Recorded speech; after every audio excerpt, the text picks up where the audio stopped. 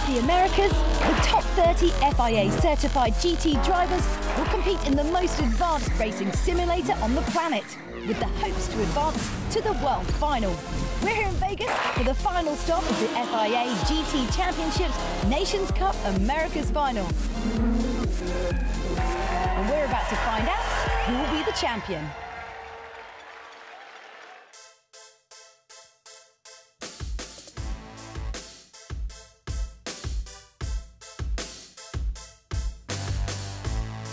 En directo desde Las Vegas, estamos en la FIA Gran Turismo Champions, la final americana. Soy MC Epsilon, para mí es un placer estar aquí con todos ustedes y desde luego a mi lado una cara conocida, una voz también muy conocida, el grandísimo Lucas Ordóñez. ¿Qué tal, Lucas? Hola Epsilon, hola a todos, hola mundo, hola España, hola a todos los latinos. Aquí estamos para darlo todo. 皆さんこんにちは。FIA グランツーリスモチャンピオンシップ南北アメリカ選手権ファイナルの模様をこれからお伝えしてまいります。アメリカネバダ州ラスベガスの特設会場からお届けします。実況私中島秀幸、そして解説はヤムと申します。はい、どうぞよろしくお願いします。Hello everyone, welcome to Las Vegas for the FIA Certified Gran Turismo Championships. This now the America's Regional Final. This is the English commentary box. Talking you through the action is going to be myself, Chris McCarthy, and alongside me, Jimmy Broadbent. Thank you very much, Chris. Great to be here as always. We do have 3 dedicated language streams here, but we also have 3 over in Salzburg. Let's go check in with those guys. Herzlich willkommen zum Amerika-Finale der FIA GT World Championship. Florian Strauß und ich, Tobias Brockmann, wir bringen euch die Action in Las Vegas live aus Salzburg. Wir suchen die 10 letzten Finalisten, die zum World-Finale gehen und natürlich den America-Champion. La grande finale du continent américain du FIA GT Championship, c'est ce soir. Qui rejoindra Kokubun et Izal? On va le savoir maintenant. Comment ça va, Fabien? Ça va au top. Eh ben, en tout cas, j'espère que le spectacle va vous plaire et on démarre maintenant. Un saluto a tutti appassionati, io sono Andrea Facchinetti, al mio fianco c'è Emilio Cozzi. Da Salisburgo in Austria, pronti per vedere queste finali di Las Vegas americane del FIA GT Sport Championship. Emilio. 30 piloti migliori d'America, ma solo 10 andranno alla finale mondiale e solo uno sarà il campione dell'area americana. Quindi si parte. Hello and welcome and happy Halloween to all of you out there who are joining us from across the world. So we have our 10 finalists from the Americas who are going through to the main final in a couple of weeks. But today is all about finding our champion of the Americas. And joining me today on the stream is Ramon Russell. Ramon, hey, how you doing? I'm doing fantastic. How you doing, Julia? I'm really good. I thought I was going to get trapped in an elevator for a little bit, but it didn't happen. So that was quite a relief. So it's your first time doing a GT event. How are you finding it so far? Oh man, this has been so much fun. All of the races that have already taken place have been so exciting, so much fun, and we're just getting started. We got more to come tonight.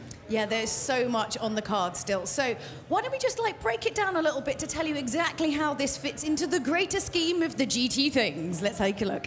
All right, so we have 30 total drivers from 3 different regions. The Americas, we've got Asia, and we've got Europe. Those 30 drivers from each region will compete and advance to the regional finals. There we go, which will eventually lead to the World Finals, and that's going to be in Monaco. That's right. It's going to be in Monaco. So as we've worked all of our way down through the onlines, all the way to here to get our final 30. It's been a long journey. It's been an exciting journey. Why don't we explain a little bit as well about how today's going to break down in terms of the actual competition? Right, so what's going to happen today is we have 30 total races, and we have 10 people who have already qualified to go on. So we have 3 groups of 10 drivers. From each group, we're going to take the first and second place winners. They're already going to the World Finals. They've got their tickets. They got their tickets. Going. So 3rd place through 8th place, they go into the repechage matches where we're still trying to find 4 more people. So 9th and 10th place, unfortunately, they've already gone. We threw them out. You don't make it. We threw them out. You don't make it. So the top 2 people from the repechage races in groups of 9 and 9, those 2 people adding 4 will go with those 6 to make our 10 total drivers moving on. That is some quick maths right there. And then today, obviously, we have 3 races to determine who's going to be the Americas winner, with the last one with double points, which is very, very exciting. So you guys might have missed some of the build-up that happened a little bit earlier on today. And I've got a couple of gentlemen who may be able to help you with that. Let's go and check in with Chris and Jimmy for our recap.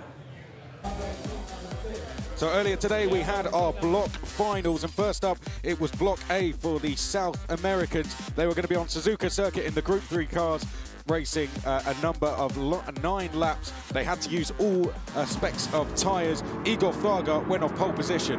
Yeah, great start from Fraga. Nice and easy, led the field away through lap 1, despite there being a little bit of action behind him. Took an early line. That's something that you would definitely see from an experienced racing driver, which Fraga is real-life racing driver, showing it in the first part of the race here. Well, on the soft tyres, he started to pull away as we expected, but this was the first real incident of the race as Cadazza tried to rejoin Gonzaga as he ghosted out, went straight into it. Now, this was a crucial battle because it was for the last space in the repechage. Dudalek had it in 8th place, but then lost it to Vinicius Neto on the final lap of the race. Out front, Igor Fraga booked his ticket to Monaco, so did Rubilar, and there you can see the reaction from both drivers. Now they know they are going to Monaco to race. So just confirmation, Fraga and Rubilar through first and second in the Block A finals. Unfortunately, we lost Neto and Kunze 9th and 10th. They were not going through. So from Block A, we would then go to Block B for the Canadians and Central Americans. Same kind of format. This time, though, we would be racing on the Nürburgring GP circuit. And after qualifying out front, it would be Jeffrey Gallen who led the way from Brooks Pinell and Valverde. All top 4 going on the medium tyre. On the hard tyre, it was Khan in 5th.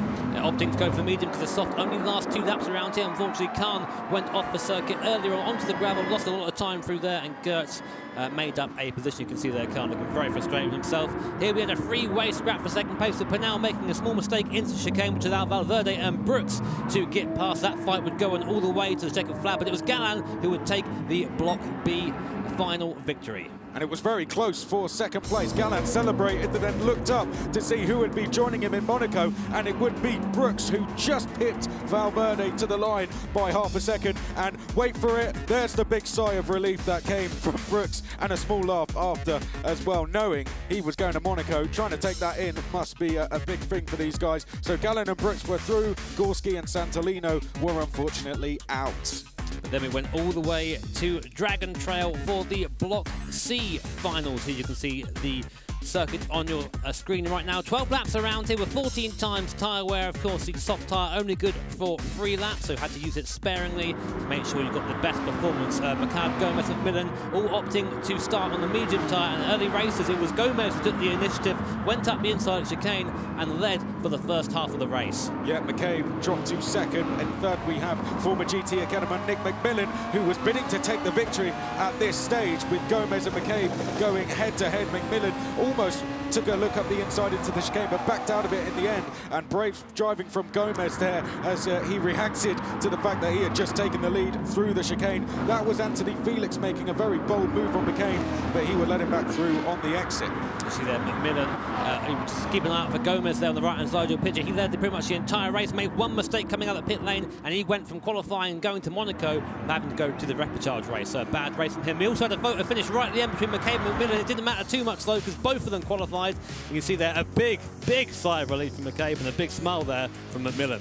So McMillan then going through to the Worlds along with McCabe. Skaruda, Felix, Castro, Bayliss, Gomez and Aga Khan would be going into the 2 repechage races. Pounder and Solus were unfortunately out. And here came the drivers then getting ready for those repechage races. And up first, it would be Willow Springs. Yeah, unique challenge, driving the Ford F-150 truck. 2.7 tons of pure American glory here in the repechage. And it started off pretty much as it would go on. So very fast and very furious. Yeah, so put yourself in their position, guys. 2 spaces up for grabs at the end of this. If you don't finish in the top 2, you're effectively out. And off the track early was Pinell, so absolute nightmare situation for him. Gertz, meanwhile, he had the right idea. Get up the field as quickly as possible, and this was him about to take the race lead away from Jace Garuda. Yeah, using momentum there, and we did something we thought no one could do. He went all the way round the outside at the last corner. Well earned was that first position. Skaruda had to settle and go back down to second place. You can only say fair play to do a move like that in a repechage, and this was a rolling start on lap number 9, believe it or not, and that was Valverde, who was in second going into the World Finals, and then he went off the track. Khan, out of all of this, went into second. Gertz escaped out front, but there would be drama right at the end because Khan picked up a penalty as he had the place in the world final. And Skaruda said, thank you very much. I am going to Monaco. That was Gert celebrating. And Skaruda, his reaction, well, there you can see Khan, of course, first. Disappointment from Literally losing out on the place at Monaco, 200 metres from the line. But that's how it is. He had to play by the rules and he didn't, so he got a penalty. But race 2 started off a little bit quieter than race 1, but it did not stay that way. Yes, Dudelek, the young Argentinian, would lead the way, but Portilla quickly decided to make a move on the second lap. Dudelek would do this on several occasions, run wide through that left-hander. Carrazzo was there in third. For a while, it was a 3-race scrap, but that would change due to the fact of how much they were battling, Jimmy. Yeah, these guys were really bumping doors pretty much at every corner, and that allowed the rest of the field to drop back at the start to regain track position, and they turned it from a 3-way battle into, well, this, a 6-way battle for the top 2 positions.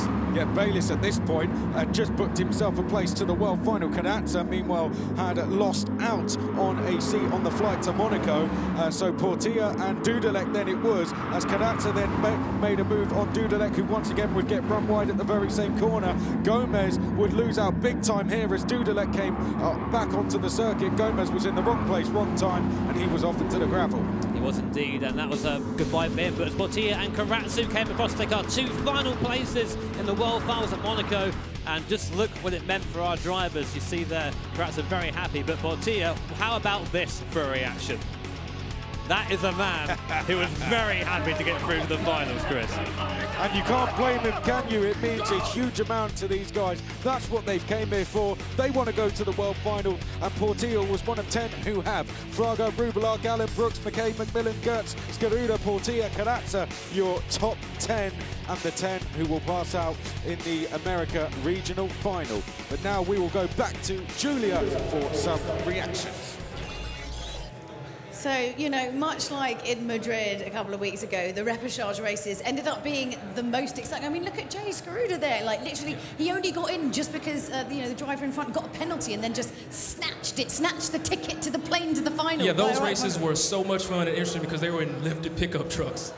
Oh, that's your favourite bit, was just the pickup trucks. All right, well, fair enough. I also think it's quite interesting that actually within this entire competition here in Las Vegas, we've had actually 3, you know, IRL drivers who, you know, do GT, but they also drive in real life as well. And 2 of them are going through. That's Nick McMillan and Igor Fraga, who's actually in pole position, which is amazing. I think that those are definitely the ones to be looking out for, definitely. Absolutely. Professional drivers in the real world and in the real world. I mean, can't they just leave Gran Turismo for the rest of us once you can't actually like drive in real life? We all or can't have, be like, that good. So what's really interesting is you have an interview, talks about some of the qualifiers, which is so important because that pole position is really, really key. So let's take a look at that video right now.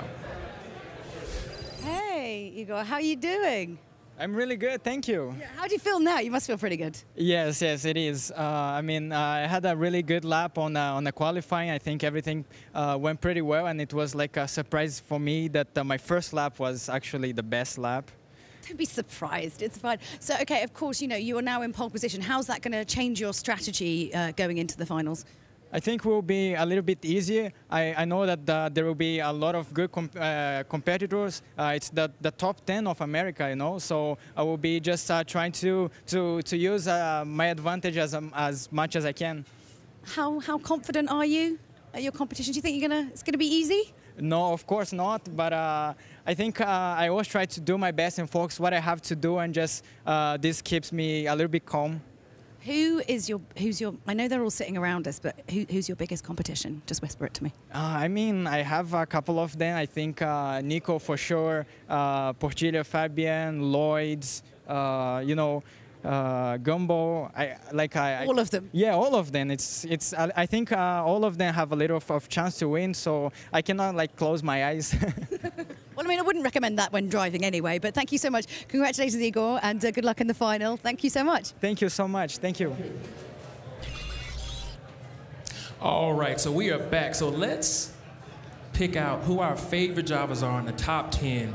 Let's see what's going to happen. Oh, yeah.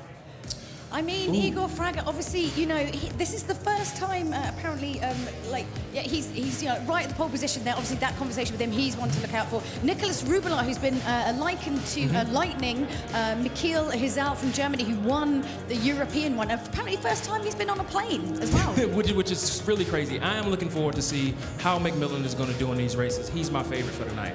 Okay, all right. We got a little bit of bets going on there. That's cool.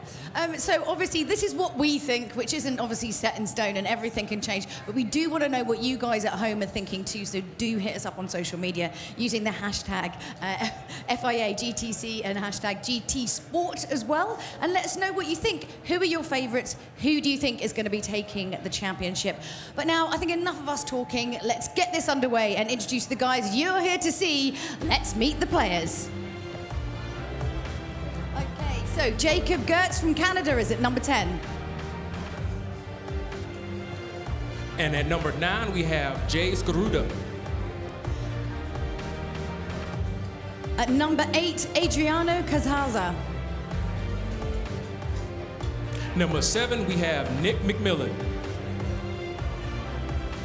At number 6, Andrew Brooks from Canada. Number 5, we have Fabian Portilla. At number 4, Andrew McCabe from USA. Number 3, we have Jeffrey Gallen from Canada. And at number 2, it's Nicholas Rubelar from Chile. And rounding out our 10 racers, Igor Fraga from Brazil. So yes, those are our 10 drivers, and now it's time, please be upstanding for the national anthem.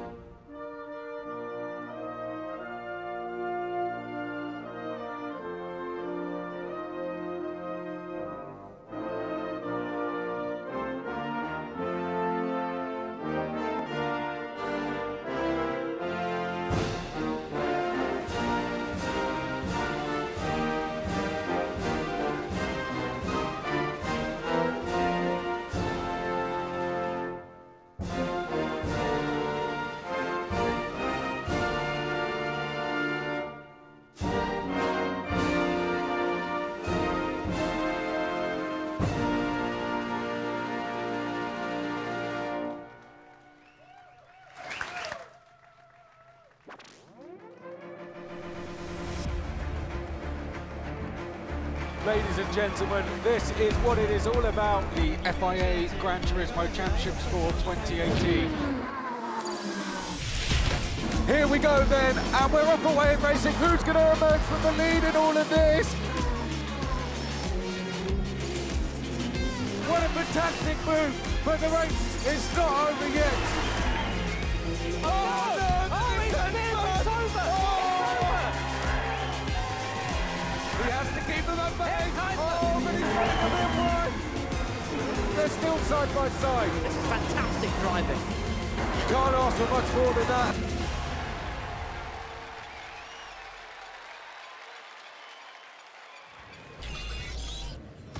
So yeah, this is the beginning of the America's Spotlight. I'm very excited about this. And as we had some fantastic IRL drivers just knocking about the place, Ramon actually got the chance to sort of go over and just pick their brains a little bit about the strategy of the first track. Isn't that right?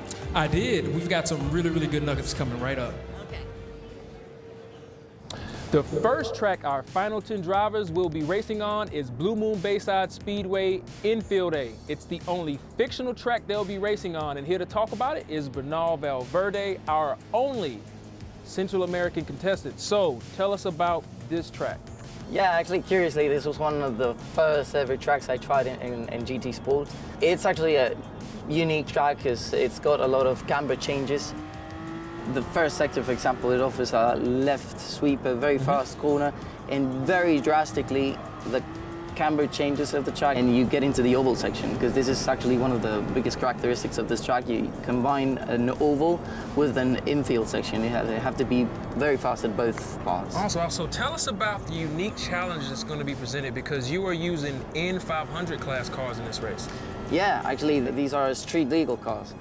So maybe the suspension will not feel as stiff as a race car. So in these huge bumps will not feel maybe as uncomfortable. Okay. Yeah. So speaking of those bumps, what do you recommend to be the type of approach for this race using these cars? Well, I think you've got to be really confident with it. You have to do a lot of practice because it's very technical. As I said, that first sector, you really have to nail it and get the perfect line to carry all your speed all through the straight and into the second sector as well. It's quite challenging, and it definitely will offer very interesting racing. Thank you so much, Bernal. So the drivers will have their hands full with Blue Moon Bayside Speedway, as this track will set the tone for what's to come in the rest of the finals. So we have 3 really awesome tracks that our racers will be racing on today. And let's first take a look at the first track, which happens to be the only fictional track they'll be racing on. What's really interesting is a big straightaway in that first turn, really tricky transition, so our drivers have to watch out for that. That looks really, really tricky. And of course, yeah, the changing of the tyres as well is like a huge factor. There's a lot of things to consider with this. A lot of things to consider. A lot of things to consider. And I suppose no less than, of course, like the cars. That obviously is like one of the huge things. Do you want to talk us through the particular car category that we're looking at this track? Absolutely. So for this first race, the car category is street legal cars. So these are cars me and you could go and buy right now. Well, I need the money first, Ramon. Like, come on now. That's right. So these are stock condition, commercially sold cars. It's going to be really interesting to see how our drivers utilize these cars on this track. Do you have any particular favorites? Like I said, I'm going with my guy McMillan. Ah, okay. So yeah, that's it. That's the track. Those are the cars. Let's get this underway. Let's kick it over to our commentators for the day. This is Chris and Jimmy. Let's chuck it to you and get this underway. Thank you, Julia and Ramon.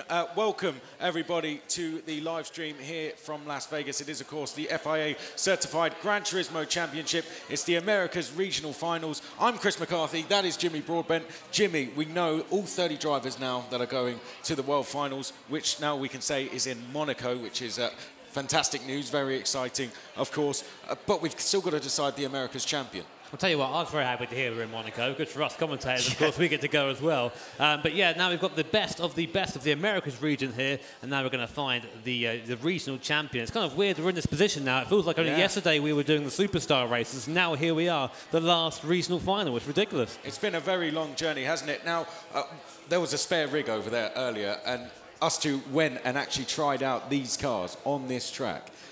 Of course, you're a bit more of an expert than me, and you are quite quickly quicker. So why don't you talk us through, your thoughts on the track and car combination? Well, being the N500 class, as Ramon said just now, it's a road car, so we don't quite have the grip you'd have in a race car. Road tyres as well, meaning that quite easy to slide if you aren't careful, as you see Macmillan doing right now in practice. Well, we see it anyway. And the transition to T1 is definitely the most tricky. Heavy braking zone, and just very tricky to get it right full stop. Big challenge for our drivers. It is indeed. Well, there you can see where we are. Of course, it is Las Vegas, and this is now going to be the grid for the first race. Right, here we go, ladies and gentlemen. On pole position from Brazil, it is Igor Fraga. Starting in second place, the Chilean Nicolas Rubelar.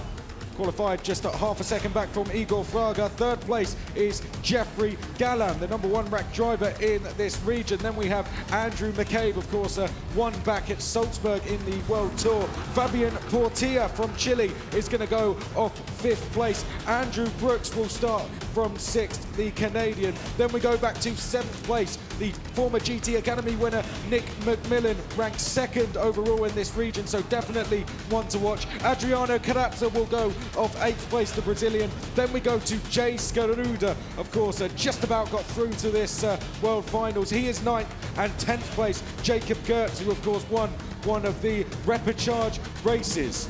Well, it's going to be a fantastic race, Jimmy, isn't it? We've got 11 laps ahead of us. They have to use the Sport Hard medium soft tyres. They only have to use 2 of those compounds, which is going to be interesting to see how it plays into race strategy. The tyre wear is ×7, fuel consumption ×2. Now, a lot of our drivers opting to start on the soft tyre. Our first 5 drivers on the softest compound of tyres to the quickest tyre. Fraga will lead us off. It will be a rolling start, very similar to the oval races. This is an oval infield circuit, so we're kind of half and half here. Fraga in the Corvette, of course, in the V8 power versus Ford GT. Behind is going to be a drag race down to T1, and in a case of who's best on the brakes. Now watch for the numbers when we count down to 0. Our first race of the FIA GT Americas final will be underway. So here we go, Linda's approaching the start finish line. The Brazilian leading us off, cool as a cucumber in his rib right now. Heart rate probably starting to rise a little bit. So here we go, 3, 2, 1, and we are away here in Las Vegas for our first final. A great start by Rubala behind in the Ford GT, straight into the slipstream. The Brazilian driver looks to the inside, looks to the outside, tries to find a bit of space coming in the T1. Now, who's to come out on top? Rubala goes to the inside, tries to take a bit of a tighter line than Fraga, but he gets a better exit and enters T1 in the lead. Yeah, Fraga, brilliant start there from him. Rubala in second place. There's been some changes a little bit lower down the field, of course. Brooks, McMillan and Carrazza on those medium tyres may struggle in the early stages of this race. There is Portilla in 5th place, McMillan in 7th, then a quite intense battle for 8th going on between Carrazza, Gertz and Skaruda as well. But Igor Fraga at the moment, so far so good, leading from the front, but we have 5 for the lead, it seems, as they come through the hairpin for the first time. Rubala is all over the back of the Brazilian driver right now in that Ford GT. It seems to be a little bit quicker through the midsection than the Corvette is, and he's really using that to his advantage. But now we're coming up back onto the oval, pretty much where we started just 1 lap ago. One more corner before then, they take this very difficult second gear left-hander and drive it all the way to the rule. Fraga a bit too close, they're kicking up a couple of sparks, but now it's going to be a bit of a slipstream battle. In the background, looks like Portilla's got a penalty. Yeah, he's just gone into 4th place, I believe, but Portilla has picked up a penalty in the process. I believe he will serve that any second now, is it, or will they serve that on the back straight?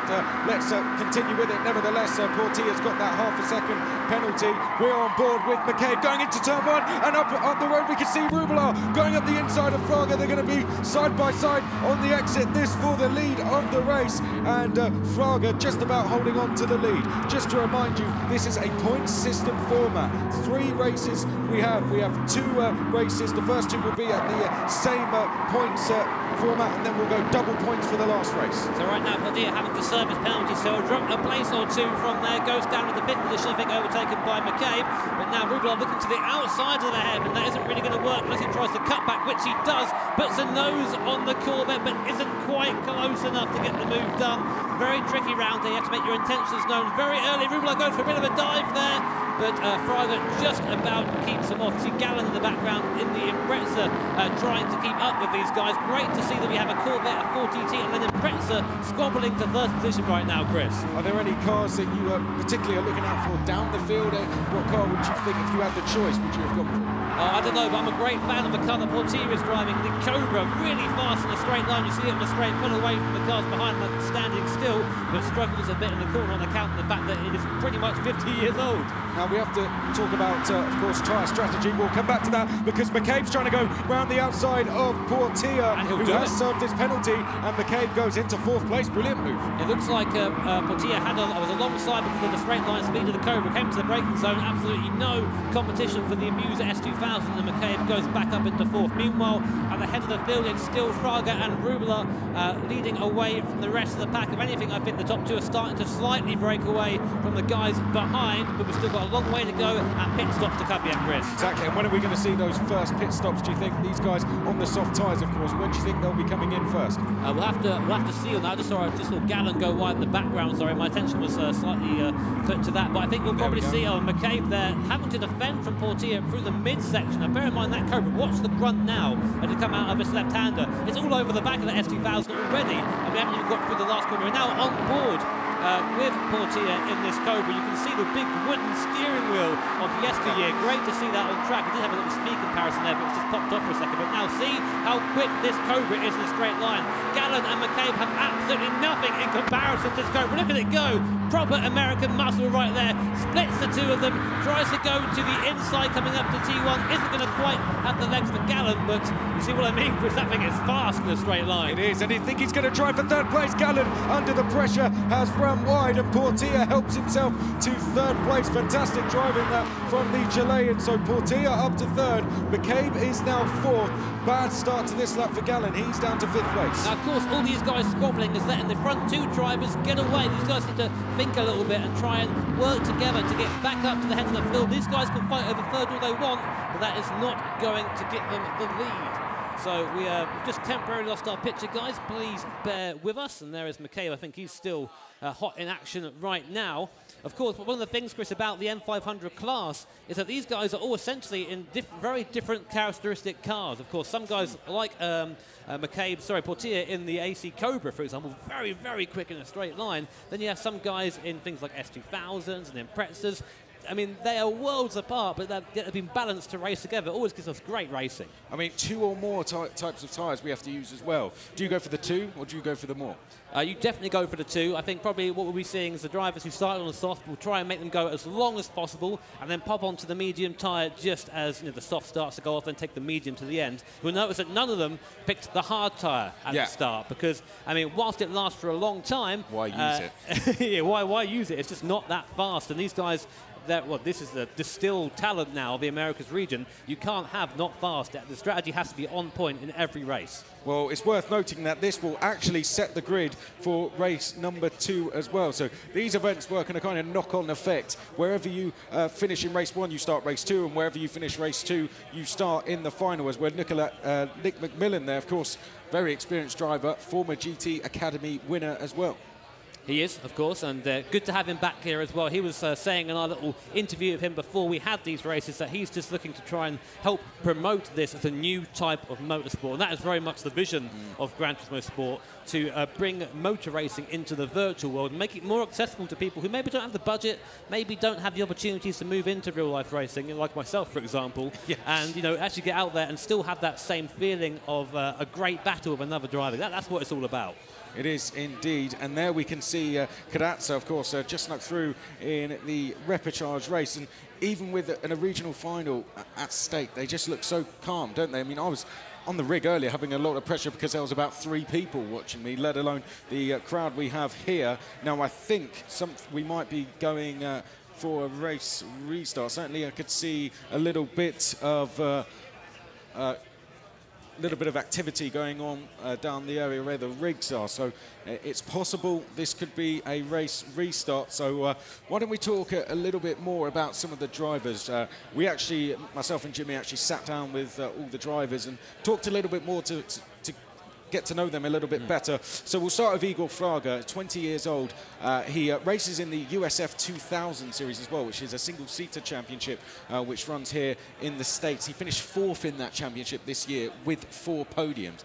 Another thing worth noting is Interlagos is going to be our last track. He's driven that in an F3 car. Well, I was going to say, it obviously helped him out because he ended up taking pole in our qualifying session earlier in a car with a lot of downforce, a la F3, so obviously that experience coming in handy for the Brazilian driver.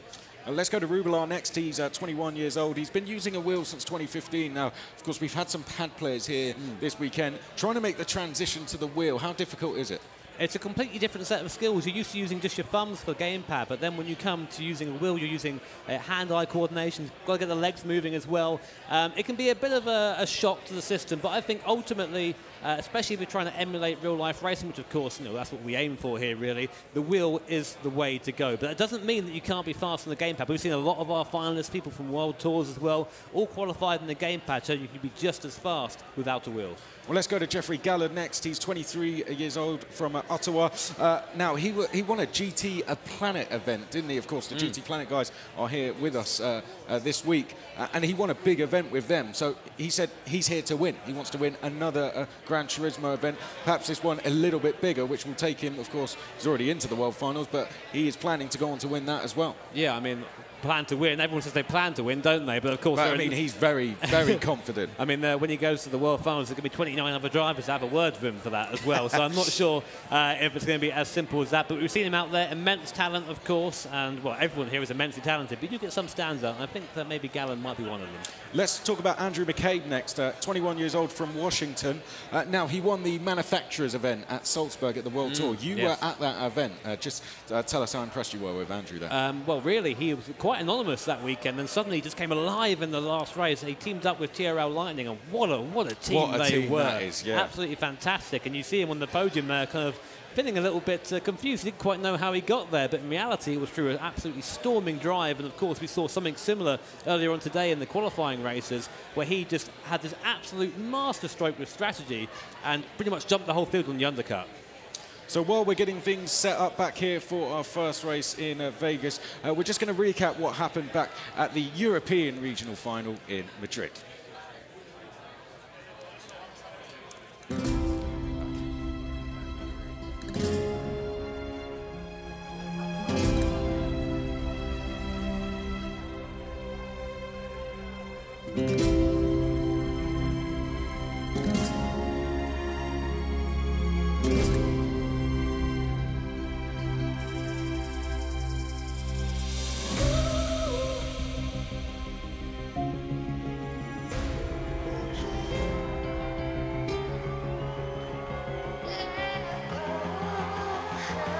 The European final is about to go racing. Down to second place, a rare mistake and then contact as well. He's down to third position at the moment. Block B final coming down to Paddock Hill Bend for the first time. Lopez runs wide and Hazal goes through into the race lead. Big drama. The then goes Mangalo into the lead. It's a four-way scrap for the final spot. Guaranteed in the world final here, Jimmy. Absolutely amazing. The FIA GT Championship European Final is underway. ¿Quién se queda en esa segunda posición? ¡Allá va López! ¡En la delantera! ¡Ruge el estadio! Is out much more confident on the brakes than Lopez at the moment. He's into the race lead there. Mikael Hazal takes the win and becomes the 2018 FIA Gran Turismo European Champion.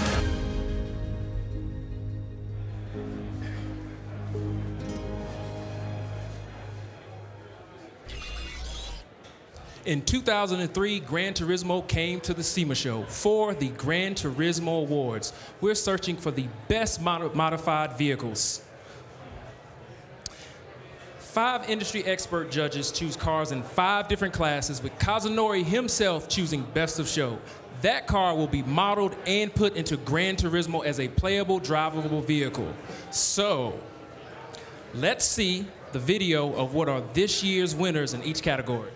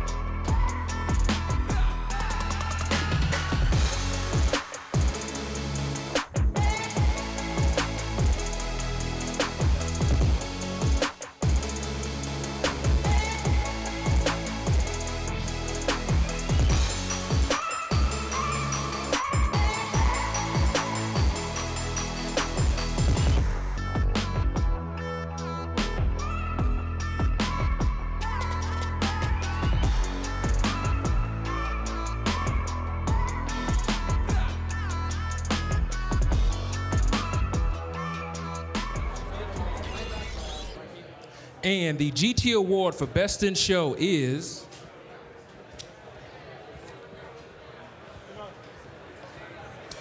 Jimmy Shaw's 1971 Ford Maverick.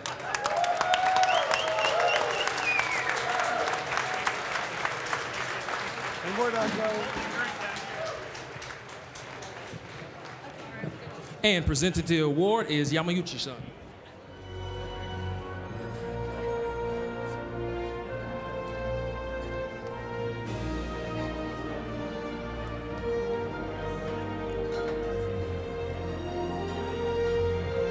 Congratulations for winning this very prestigious award.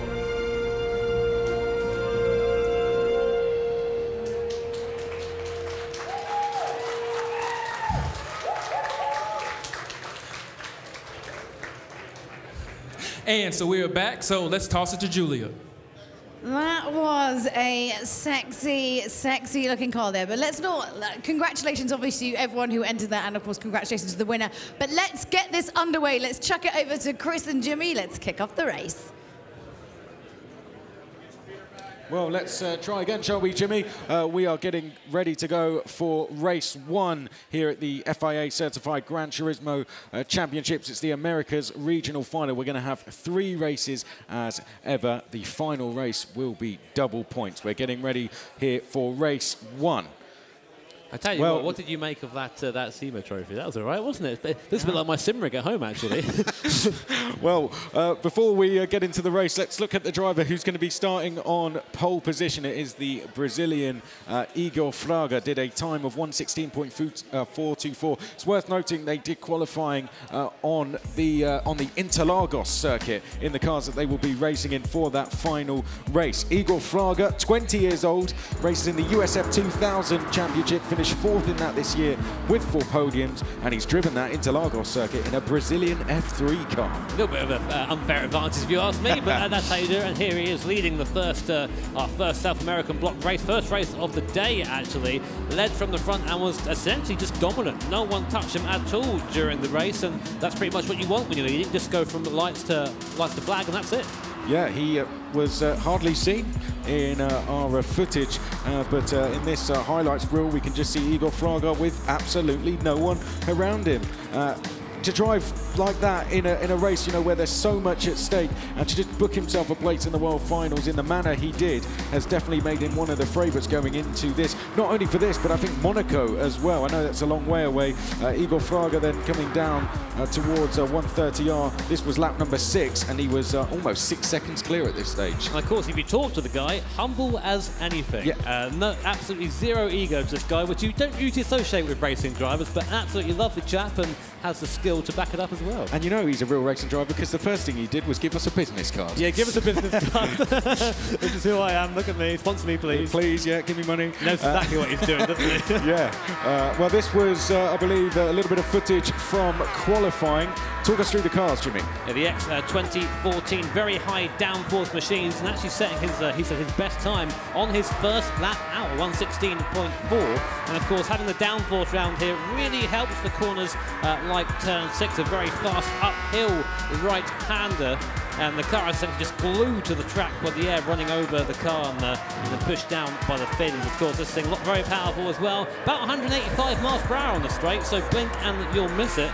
With the Brazilian driver driving it like it's just you know, just a road car, absolutely no issue whatsoever. So I think overall he's going to be thinking of that last race. He qualified pole quite comfortably there. All he needs to do is be roughly in with a chance come into Lagos, and if we go by statistics, he should win. Yeah, home field advantage is what we called it, and there he is now, just trying to get into the zone. Just trying to get into the zone a little bit after the first race start, and that can be a little bit tricky for the drivers sometimes. You know, unfortunately, we do have the odd mechanical error, so to speak, every now and then. But drivers are feeling probably getting back into the groove now. And I think we're going to be going back to the track now, and here it is. Just a reminder: Blue Moon Bay, half oval, half infield circuit. Now 11 laps around here, but tyre wear set to ×7, which means 1 lap around on the tyre is essentially 7 laps worth of tyre wear. Now, your tyres are sports, hard, medium and soft. You have to use at least 2 of those compounds during this race, and what we expect to see is people using the soft and medium and the hard tyre just not being used at all. Oh. I'm going to put you on the spot. What would your strategy be?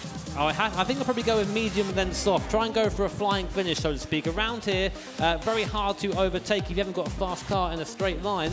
So, I don't know, maybe try and have the soft tyres, so just a little bit quicker in the corners, give you a bit more of an advantage. Well, there we can see the drivers just bedding themselves in before we get ready to go racing. Now, I think the most crucial thing that we've seen from the other regional events is you've got to just keep yourself in play, haven't you? You can't throw it all away in the first race, so to speak. You get a third or a fourth, that's absolutely fine. You do that in both races, because come the final race, it is double points, and then you'll be in with a chance. Well, this is something that Macmillan said when comparing it to GT Academy. GT Academy, he said, was essentially just hot lapping.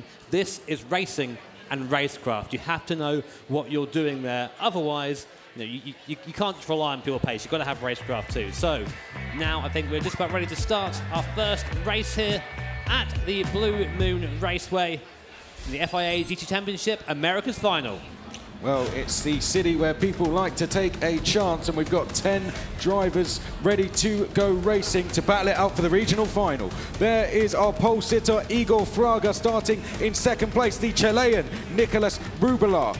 Third in the online rankings, the #1 ranked driver is Jeffrey Gallen. The Canadian starts from third place. Starting from fourth, it'll be Andrew McCabe, the top American, so I imagine he'll have some support in this one from the crowd. Fabien Portilla starts in fifth place with the big celebration after he went through in the repechage. Andrew Brooks is sixth place. One to watch, the second highest ranked driver, Nick McMillan, all the way down in seventh. Then we have Adriano Carazza in eighth place. Then we come to Jay Scaruda, better known as Z28, in ninth place. And off the back of the field, the driver who's won the best race so far today, in my opinion, Jacob Gertz. So here we go then. It's going to be 11 laps of racing. We already know the tyre wear. We already know what Jimmy's strategy would be. We've got 8 drivers out on the soft and 2 on the medium. Here is Jimmy Broadbent to talk you through the race start. So it'll be a rolling start here today.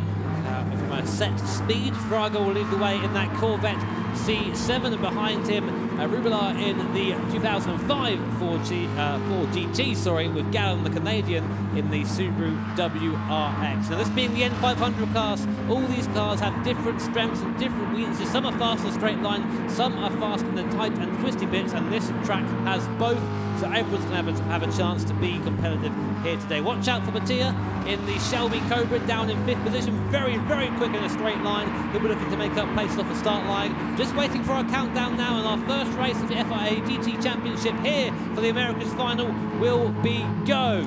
3, 2, 1, and away we go then. Race start. Fraga gets a pretty bad start. Rubelar gets a fantastic start in the Ford GT, straight to the inside, and Fraga's already lost place before he gets anywhere near T1. Gallen has a good start as well, near Brexit, as does McCabe in the S2000 just behind, but Rubelar will take the lead into T1 with Fraga following and Gallen in third place. Meanwhile, Brooks is having a look at the back of Portilla for fifth and sixth, as Portilla just scrapes the wall, sparks thrown up in the background, but right now it's Rubelar, Fraga, Gallen and McCabe. They're your top 4 as we come through the first sector. Brilliant start from that Ford GT. Rubelar going straight into the lead of this race from Fraga, Gallen, McCabe, Portilla, then it's Brooks, McMillan, Scaruda, Gertz, and just off the back of the field at the moment is Carazza as McCabe tries to dive down the inside for third place on Gallen, and he's through. McCabe, the American, on home soil, up into third. He made a bit of a show of it on the exit, but McCabe nevertheless has made the position. They were both trying to get on the power as quick as possible. As a result, I think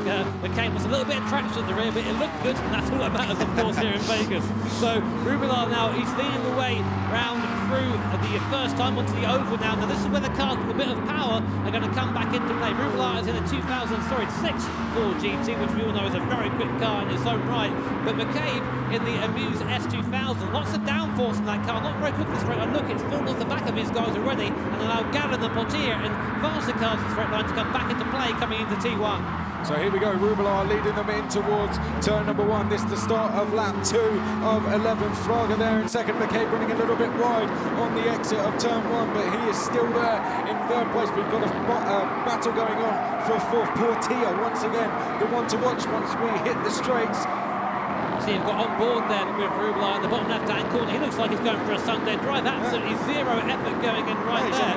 But he knows he's being chased by Fraga, and McCabe behind. Fraga dives to the inside of the hairpin there. A little bit of contact, and Rublev actually pushed wide there. He's got a bit of exit. And McCabe, he comes up the inside. Is he going to take both of them? No, he hasn't quite got the grunt, but he makes one position there, and that's McCabe up into second, and Fraga, for his impatience, goes down to third. Loving the live facial expressions from Rublev as he realised he had someone absolutely sending one down the inside.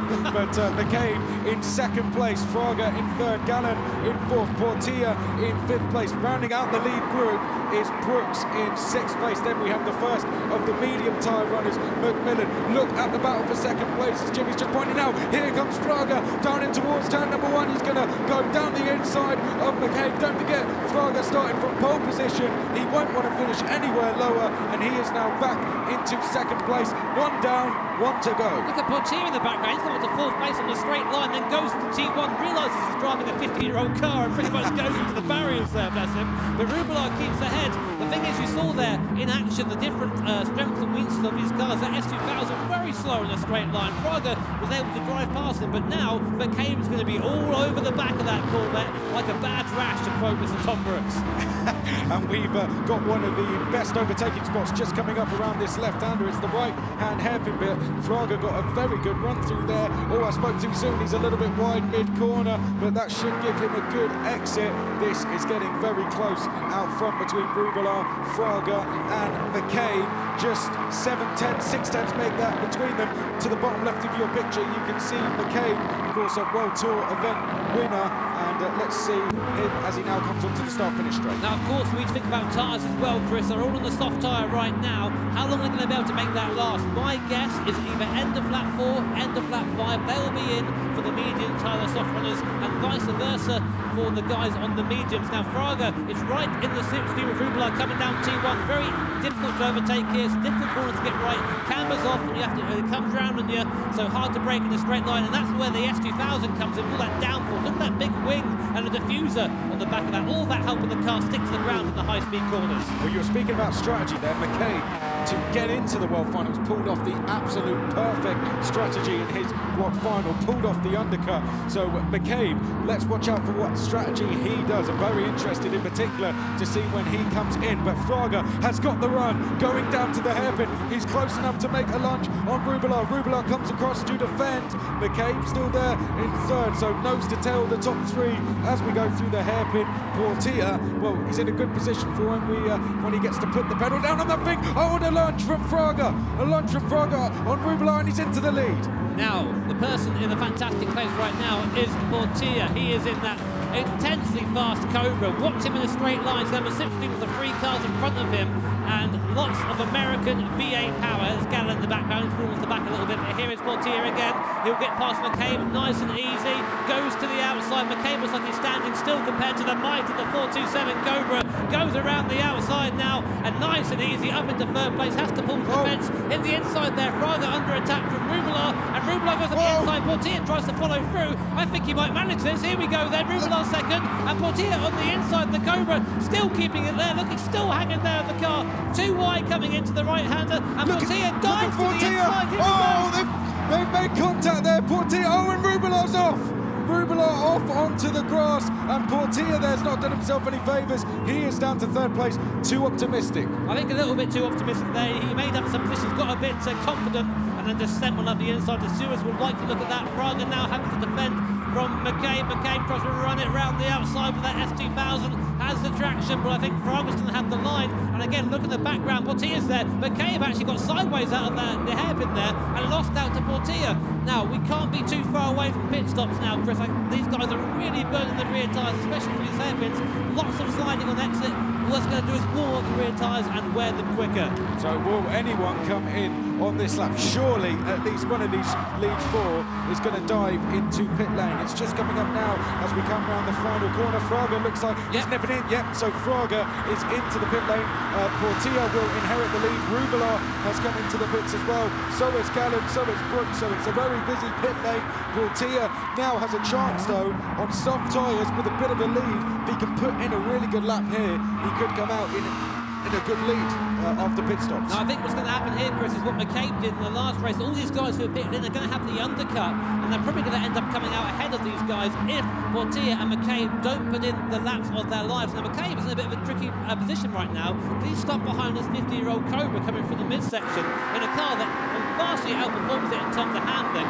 Oh, wow, hello. So Portier, for the contact there with Rublar 1 lap ago, has been given a 1-second penalty on the place that it hurts the Cobra most on the straight. So this is great for McCabe, but terrible for Portier. Yeah, I think a deserving penalty, though. It was a bit of contact going with that move, so Portier will have to serve that penalty. But will we see these two coming into the pit? Surely they're going to come in as we come around the final corner. The medium tyre guy's still out there. McMillan yet to come in, so he is one of 3 drivers yet to come in. But do the top 2 come in? Let's see. Portier. No, they stay out. No, That's they very both stay out. interesting. So both seeing that they've still got some life in the soft tyre. That's very curious to see that. Still going around, but now I guess what we have to look at is the pace of Fraga, Rublar, McMillan behind. McMillan actually moving up, although he's not actually made a stop there, McMillan. Saying that, as soon as he says that, he comes into the pits just to prove me wrong, as these drivers always do. Fraga back up into 3rd position. So we're going to have to wait and see what sort of pace these guys have. But I'm confident once these 2 have come into the pit lane, they're going to have lost some time. And he's got about an 8/10 advantage over Rublar, so that's all changed. Now Portier, see those 2 yellow markers on the outside of the track? That signifies where he has to slow down. Oh, that was close as he ghosted out. Portier there just trying to move off the racing line, and McCabe almost bit the wrong way there, almost went to the right as he ghosted out. Thankfully, McCabe got back across to the left and has taken the lead. Yeah, just very quickly on that, Chris, the drivers were actually briefed to get off the racing line when serving the penalty. That's why you saw him pull to the left. It's not quite fast enough, and that's why I had a bit of confusion there. It's like walking up to someone in the street and you both try and walk one way and walk the other. That kind of thing happened there. But McCabe out in front, but surely they'll be pitting this lap. I think that's a very good comparison, actually. But let's see if these 2 come in, and let's see how much it's affected them staying out these extra laps. McCabe, no. I've got to say, very shocked to see this. Fraga, that gap is coming down now. It's 6.6 seconds, and I believe he's potentially starting to pull these guys in. So this is really hurting McCabe and Portier staying out. Now these guys need to not fight. Fraga and Rublar need to work together, because if they start squabbling, then whatever strategy the top 2 are trying to pull off might actually come off. They might end up staying out ahead. Here's Brooks in the NSX. We haven't seen much of him this race. More of the guys in the back of the field. We try and focus, of course, the battles on track towards the front. Here's McMillan, our GT Academy winner, in that very garish but yet very beautiful Viper GTS. Love that thing. Yeah, and he won a race with Lucas Ordonez as well. The 24-hour of Dubai, of course, one of these Spanish commentators. I said I would do the Spanish commentators a favour and say that there is actually a Spanish stream going on right now, so maybe if you prefer that kind of stream as well. We've got you covered: English, Spanish, Japanese, we've got French, we've got German, we've got everything, and Italian. Sorry, I always forget the Italians, can't do that, but we've got everyone covered, so if you want to watch the action, feel free to tune in any one of the streams, sit back and enjoy. But we'll keep bringing you the English one for now. Fraga is still ahead of Rublar. I think they're fighting a bit, actually, Chris. Yeah, I think it's getting to that stage where either Fraga is going to be defending or Rublar is going to be coming down the inside. Out front, Portier and McCabe. Well, there we go. McCabe has a bit first. He's come into the pit lane to stick on the medium tyre. They do have to use 2 or more tyre compounds, but I think you're right, Jimmy, they're just going to use the 2. You know, Portier is actually keeping the gap. If anything, he's actually slightly extending a bit. Look at him absolutely wrangle that Cobra around T1, all sorts of sideways. Just how that car is meant to be driven. Here's Fraga and Rublar, once again. They've come out behind McCabe, so McCabe has managed to stay ahead. I think it's because they've been fighting. I think they've slowed each other down a bit. Yeah, well, they've swapped positions. Rublar is now into 3rd, so McCabe is just up the road in 2nd. Can Rublar now close in McCabe and take that 2nd place? Cadet's under investigation, but that's something going on a little bit further down the field. We're going to stay with this battle for now, because it is the fight for 2nd place in race 1 here at the FIA Certified Gran Turismo Championships America's regional final. Just a reminder, our leader has to pit. At least 2 compounds of tyres must be used on this race. Grazza inheriting a 1-second penalty there, just flashed up on our screen for a second. The gap's now really coming down. It is. Pretty middle sector as it usually does from here. Portier has to really pit this lap if he wants to stay in contention. Let's see what he does though. Let's see then. He comes in. Yep, he's in. Good spot. So Portilla into the pits. Now, let's see if staying out has done him any favours or if it's done the complete opposite and dropped him down the field. As long as he's in this lead battle for the top 4. He's done it. He's come Oh, he's in the lead. I don't believe it. Portilla back out into the lead. What a sensational strategy then. He's proved us completely wrong, and that deservedly get him a round of applause from the other GT drivers. They're shaking their heads. They're saying, how has he done that? We don't understand what's going on. So here we go then. Portilla leads from McCabe, from Rubelar, from Fraga, from Gallen, and Portilla on the cold tyres really struggling to put the power down in that 427 Cobra. McCabe is all over the back of him again. Right, here we go. I was going to say, white line defensive time for Portilla, right? He's got 3 drivers queuing up behind, and McCabe, Rubelar and Fraga just behind. Now, Jimmy, I was going to ask you, Portilla, if he's in the lead going onto the straight, on the last, he should be fine. He's got the power. He will be, but that will only be good down to T1. Of course, he's seen the cornering performance of McCabe behind in that S2000, I'm sure. He's going to have a toe down the straight as well, so he will still lose out on a straight line, but not as much as we usually do. So here we are, coming around the banking for the second to last time, and coming on to our final lap, the first race of the FIA GT Championship Americas final. So down the start-finish straight, last lap board is going out. Portilla, McCabe, Rubelar and Fraga. It could be any one of these 4 as we head in towards turn number 1 for the final time. Portilla has pulled off the almighty strategy here, stayed out on the soft tyres. He made them last about 9 laps, and Portilla is now deservedly leading this race, but it is not over yet. McCabe has got the home crowd with him. He is there in 2nd place. Then it is Rubelar in 3rd, then Fraga in 4th place. He'll be severely disappointed if he is not to finish in the lead here, because he started from pole position. 4th place would be a disaster for him. Well, we all know that's not how it goes in racing. You're going to be able to do it in qualifying and do it in the race too. And McCabe looks to the inside of the hairpin, isn't quite close enough. Portilla, the Chilean driver, just about covers him off. Uses the grunt of the V8 in that Cobra to pull away down to the last 3 corners to go. A double left-hander first, then Rubelar fancies his chances on McCabe, goes up the inside of the 4GT. McCabe has to go defensive. Looks like Portilla's going to win this, but the battle for second is raging on behind. Here we go, the last corner. Portilla, the Chilean driver, has somehow pulled a masterstroke in the Cobra. We didn't think this car had any possibility of winning, but yet here it is again, winning the first race of the FIA GT Championship Americas final, followed by McCabe, followed by Rubelar, and Fraga are bolting their comes home in pole position. What a race, Chris! What a fantastic performance from Portilla, and there is the celebration now from the Chilean. Andrew McCabe in 2nd place, 3rd place is Rubelar, 4th is Fraga, then it is Gallen in 5th place, Brooks in 6th, McMillan 7th, Gertz is 8th, Karatza 9th, Skaruda in 10th. That the first of 3 races, and leading the points after this will be Fabian Portilla. There he is on screen. He'll be absolutely delighted with that. Where did he pull that? Where did he get that strategy from? Would that have been something he thought about before the race? Do you think he would have had that planned, or just came to him? I don't think anyone knows, frankly. I mean, we saw the other GT drivers shaking their heads in disbelief. Yeah. They didn't quite understand how he managed that, and I don't either. But it certainly worked, and that'll be, I think, a bit of a helping hand by other drivers possibly in future races. Yeah, I think let's have a look at the replays. Well, this was Rubelar off the line. He just got a tremendous run, and Fraga had no choice but to slot back into 2nd place as they went down towards turn 1 for the first time. He did as well, and of course in the background Gallen tried his luck as well on Fraga, but the Brazilian covered him off and kept it there. You can see we had the 4GT and the Corvette fighting early on. That allowed McCabe to come alongside. Temporarily we were 3 wide, and the American, with his opportunistic overtake, went up to 2nd.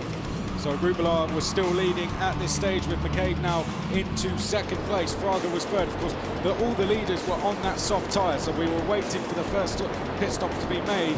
Meanwhile, Fraga had started his recovery back to his attempts to retake the lead, and that was him going into 2nd place. Of course, at this stage, Portilla didn't like him pretty much of a threat, and then suddenly he got onto the back of these guys, and that's where he needed to be in the Cobra, using that straight line speed to his advantage. And here we had the first 4 cars covered by less than a second, and here's Portilla making his way up the field, sliding that Cobra like he knew it inside and out. An absolute joy to watch.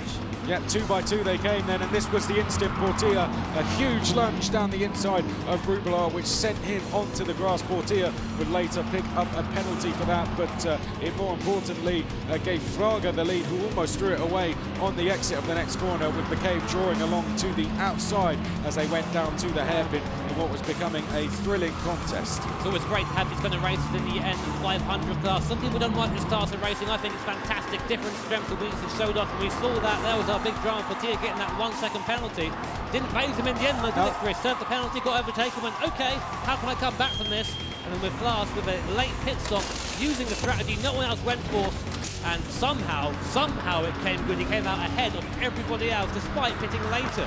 Yeah, this was the moment where he came back out onto the circuit, and everyone started scratching their heads. How did he do that?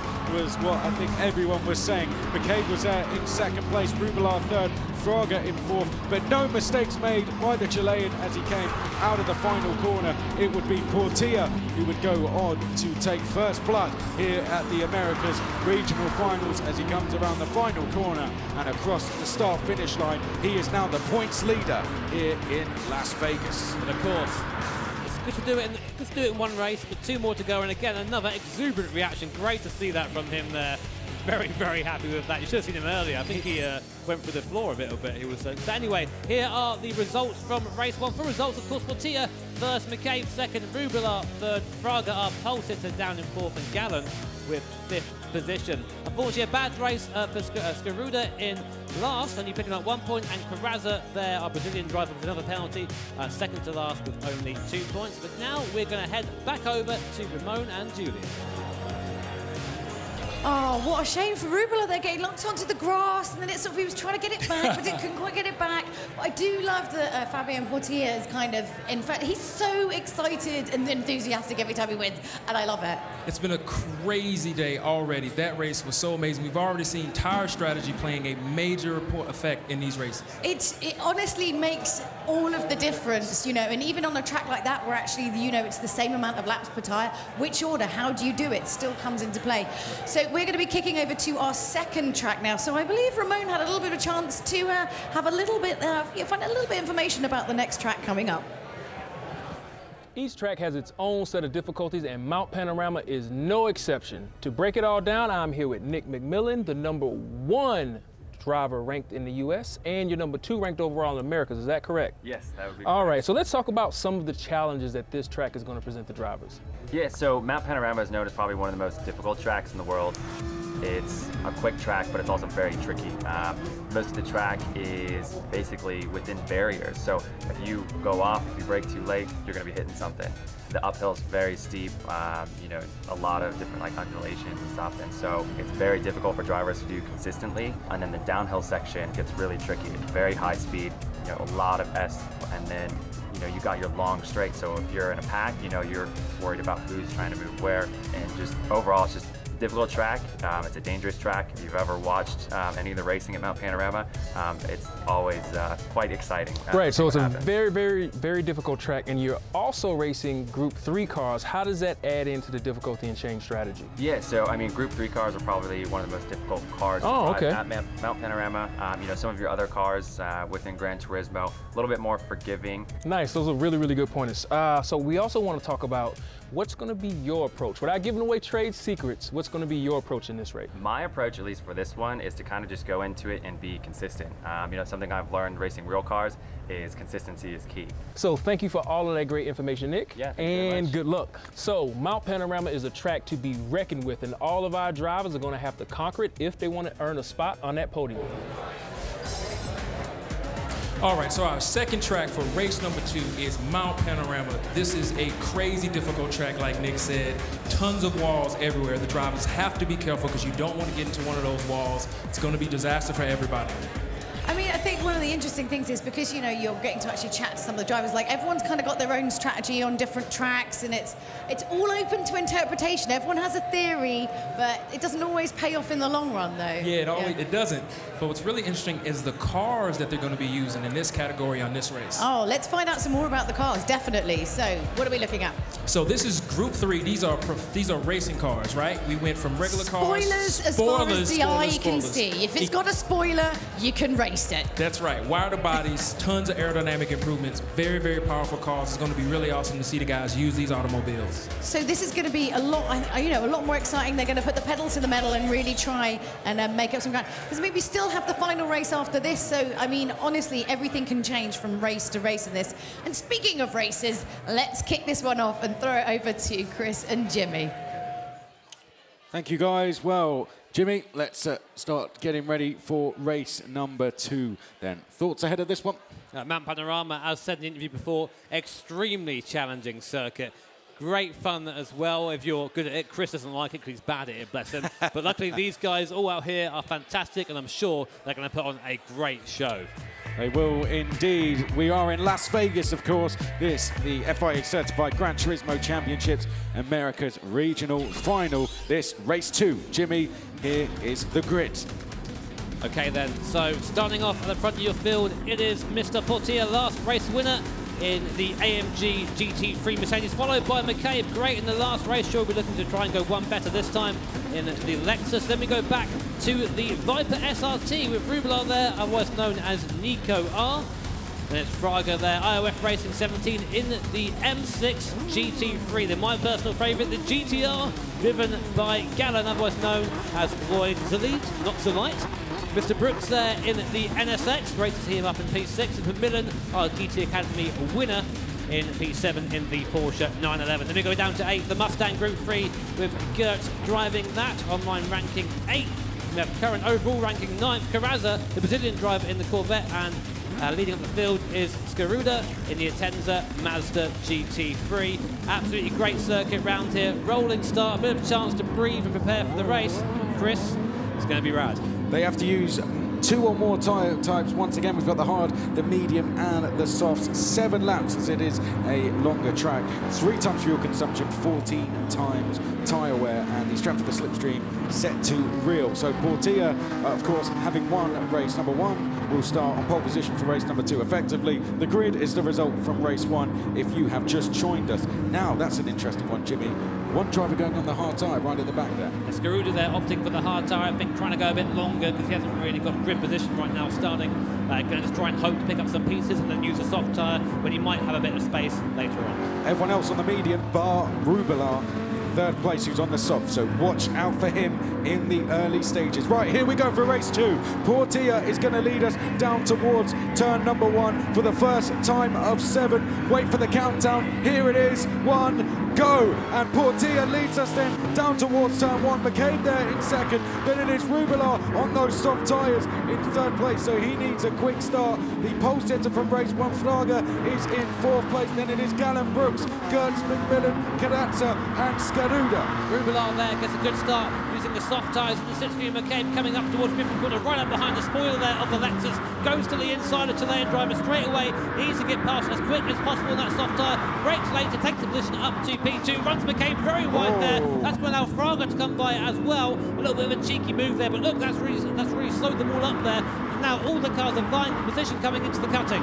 Yeah, typical first lap move there, just not enough grip to hold it, and just running the other driver wide. But Rubelar, 2nd place, nevertheless. This is all playing into the hands of his countryman Portilla, who is now 1.6 seconds up the road. Rubelar 2nd, he's under a lot of pressure though from Igor Fraga there in 3rd place. I do love watching cars go around here, particularly when they're line astern like we are now on this opening lap. Gallen in 4th place, then it's McCabe. Brooks, we've had a change for 7th with Carrazza going into 7th past Gertz, who's dropped to 9th with McMillan going up to 8th. So on the way back down the mountain now, coming towards Forest Elbow. Important that the braking right down here. If you don't, you'll find yourself pitballing through this last section, which I've done more times than I care to admit, actually. So here we are then, there is Rubelar looking not very serious, actually, like he's just trying to see what's going on around there. You see our drivers giving some really nice tune gloves, so I still haven't got a pair of, no matter how much I complain about them. But Rubelar there in the Viper, just in that big old V10 grumble that you associate with the Dodge Viper. And here we are, side by side. McCabe has really lost time after that incident on the at Griffiths in the first lap. Gallen's there, looks to the inside. McCabe nearly loses it there through the chase, just about gathers it back up again. And Gallen just about gets past and goes up into 4th position. A really bad lap there for McCabe. Well, we're on the PA this time, Jimmy, so maybe your prayers might be answered with a few of the gloves this time. But McCabe has now been dropped into a queue of cars which contain the likes of Corazza, Brooks, McMillan and Gertz as well. So he's got a lot of pressure to deal with, the American. And straight away we can see now he's looking to the outside of Corazza. In fact, that's Corazza going past, isn't it? So the Brazilian into 5th place there. McCabe down to 6th, and he's got Brooks next just behind him. So this lap number 2 of 7 then. Let's talk pit stops when we expect them to happen. Hard to say, of course, a medium tyre I think is good enough, probably until maybe end of lap 4, soft maybe end of lap 3. Of course, I've improved from before and likely will be again. But here, as we see, watching Corazza getting very wide there, touching the curb on the outside, not much grip on that curb. It's a little bit alluring. You think, oh, I'm going to use that, but it doesn't quite work out. You spotted something there, Yeah, Chris. I think we were side by side in the background. McMillan trying to move on Brooks, but couldn't quite get through. Oh, Corazza into the barrier there. That's very slow to do that. The thing is, around these part of a circuit push, you have to steer the car at the wall to try and take the fastest line through there and just hope you don't touch it. Of course, you touch it, the sparks come out, you lose momentum, lose time, the guy behind pulls back in. You see, even though McCabe's a lot faster over the top of the mountain there, nowhere to go. Absolutely nowhere to go. Close your eyes and turn in is my advice. Oh, Brooks off into the barriers there. That was just a error from him. So a simple driver error, and he's dropped 2 places, I think, there, and a lot of time as well. But as you've just pointed out, if we return to the leaders, which we do now, Rubler on those soft tyres quickly catching Portilla. I wonder if Portilla is going to put up much of a fight here. Let's see. Yeah, let's see if he can make the move now as they come up to the very quick right-hander, and I think Rubler's got the move done before we even get to the apex. He has. So Rubler, your new race leader. Using the grunt there, the V10 Viper to pull past the straight line, using the slipstream as well for a couple of extra Ks, which he would have needed. Now, will he pin into the pit lane, or will he try and get one more lap? He's trying to get one more lap out of this soft tyre, and he really needs to do this now. He's just trying to ignore his rear view mirror and have a great run over the mountain, try and get as much of a gap as he can before he comes in for what I expect will be the medium tyre. So your order there coming into lap 3, Rubler, Portilla, Fraga, Gallen. And so your winner from his last time out in 2nd place with Rubler just about keeping him at bay for now. But now Portilla has the slipstream coming up to Griffins. Rubler defending, says, you know what, mate, no, I'm on the soft tyre, I'm not going to let you through. Keeps the inside line. Portilla's going to have to do something very special to go around the outside here. Momentarily takes the lead, tries to go around the outside, goes a bit too quick in there, gets sideways, loses a ton of time, and then Fraga in the background to try and avoid them, and they both slow up, and that is great news for Rubler. Side by side into the cutting. Fraga takes 2nd place. What a move. That was a massively opportunistic move. Yeah, Fraga there off the back of the mistake from Portilla has now worked his way into 2nd place there. And as you said, in avoidance of going straight into the back of Portilla, had to kind of make a mistake of his own almost. So Fraga, though, he's up into 2nd place, and he's now going to try and chase down Rubler, who is probably going to come into the pits at the end of this lap, which should put Fraga into the lead. Now, Rubler is starting to struggle. I think those tyres perhaps falling away from him because the gap is coming down. Fraga has made an overtake on this lap, yet he's really closing in through a section where the soft tyres should be very strong. Yeah, they're falling off now. Chris has gone 1 lap too long, so I think we'll see him at the end of this lap pitting in for the medium tyre, which of course will mean he'll have a tyre disadvantage for the last half of this race. Now the question is, will the guys on the mediums go 1 lap longer? I think they probably will, which might give Rubler a little bit of a break. They'll have a fast tyre, fast medium tyres, which have somewhat of a tyre advantage, but towards the end he will really struggle. You see again Fraga using that slipstream, leaning a bit closer. Look how chilled out the driver looks there in the bottom left-hand corner. Just 1 turn in, 1 turn out, absolutely smooth movements. Apart from there, we've got a bit sideways again. As soon as I compliment these guys, they do the exact opposite. Here comes Rubler. Just say what you think's not going to happen, and then you'll probably be right. Oh, no! Huge. Well, that is huge. Oh, and he's going to take. Oh, well, I thought Portilla was going to go into the back of him. Rubler, he can't believe it. He spun going in to the pit lane, and he's going to drop all the way to the back of the field. Gertz has nowhere to go and smashes straight into the back of him. Rubler has absolutely thrown that one away, and rightly so. You see him shaking his head. He is not happy with that, and you can't blame him, really, can you? Of course, lots of people in the pit stops now to change their tyres. Some people opted to go medium to hard, which is interesting, considering we've only got 2 tyres needed to be used there. This is an absolute gift for Fraga, though. He's going to just pull away and try and extend his lead. Yeah, well, Rubelard, he's going to be putting himself right out of contention overall with a bad result here. Igor Fraga back on track as his attempt to win this regional final into a comfortable lead, 4 seconds ahead of Gallen. Let's not forget, though, there is pit stops that need to be done. The drivers that have stopped are Portier, McCabe, Gertz, who smashed Rubelard out the way to get there, and then we have Brooks as well. Yeah, we do. And here is Gertz coming into the cutting in the Mustang Group 3 car. I haven't seen much of Gertz over this competition so far. He's not quite had the pace he had in the Replicharge. Of course, he's on trucks, though. These are Group 3 cars, slightly more sophisticated, only slightly, though. And here is Rubelard now. You can see, although he's at the instant, sort of being phased in. With Rubelard, also known as Nico R, that's how I best know him as well. One of the favourites coming into this, but really snapped under the pressure there, Chris. Yeah, I mean, of course, this is a points system event, so there still will be one more race after this. Oh, Gertz there, almost been in it, going downhill, and he's going to pick up a 2.6-second penalty as a result of that, and that should allow Rubelard to go through, because the penalty will be served down this back straight. It's going to be very frustrating here for Rubelard. Not only the mistake, but now he's being held up by the far slower Gertz as he has to have 2.6 seconds. Here's going to serve and watch. There he goes, backwards Ghost as he has to serve the penalty, and Rubelard is allowed to get on with business. However, I think it's a bit too late to come back. However, in comes our leader, Fraga. He's going to go to the soft tyre, so I think in this position he should be fine, but he might have a bit of a struggle towards the end of the race. Yeah, well, we saw, of course, one of the drivers doing three laps on the softs, Rubelard, and he struggled on the final lap. So those guys going on soft tyres, the last lap, really, they're going to be losing a lot of grip. So let's see how that plays out. Right, here we go. Fraga has come back out of the pits into the race lead. Portier is just behind in second place. The gap between them, 7/10 of a second. Third place, McCabe is 2.5 seconds back from this. Then it's McMillan, Gallen, Rubelard, Carazza, Scaruda, Brooks, and Gertz. Igor Fraga, though, doing a fantastic job out front. He'll have just 2 laps remaining at the end of this one. And with the likes of Rubelard running into trouble, Fraga should boost right up the order points-wise. It's going to really throw a spanner into the works. It's definitely going to give us a fantastic finale here, of course, as you mentioned, with those double points coming into play as well. And it'll be an absolute treat for our massive crowd here at the Marquee in Las Vegas. Great to be here, of course, with Chris and I all the way over from the UK, and the guy thinks us all the way over from Japan. So, you know, from all corners here coming together to watch these drivers put that talent down on the virtual road, and what a show it's been so far. Yeah, it's been fantastic to watch. Carazza there, he's in 7th place, but you watch that section that he's just driven there and you think, oh, he's probably going to go and take pole position with a lap like that. It's so close and competitive, this championship. McCabe there in 3rd place. Now the gap to Portier, 1.8 seconds, so still in with a chance to take 2nd place here. Fraga, though, he's gone down the road. The difference between the soft and the hard tyre is absolutely massive, so I won't be surprised if we see McCabe actually right in the back of Portier when we get in, well, this time next lap, to be honest. Of course, Portier will have track position, so over the mountain should be able to keep himself in 2nd position, but when we get to the straight, not really much you can defend there. You're allowed 1 move in defensive on the straight. If you start weaving, race control will want to have a bit of a word with you, and that usually ends up with a penalty.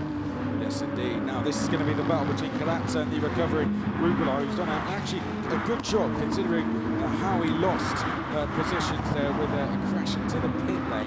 He's done well. He's back in 6th place. And you know what? That's not the end of the world at all. He's still be giving himself a chance going in to the final race with double points up for grabs. So a lot of changes going on that lap. It looked like Brooks has just dropped down to 10th place. Rubelard almost running a little bit wide out of turn 1 there. Up front, Fraga continuing to pull away. Of course, with Portier on the hard tyre, that should be expected. Now we just wait to see if McCabe is going to catch Portier in time of that checkered flag. 1.5 seconds is the gap at the moment.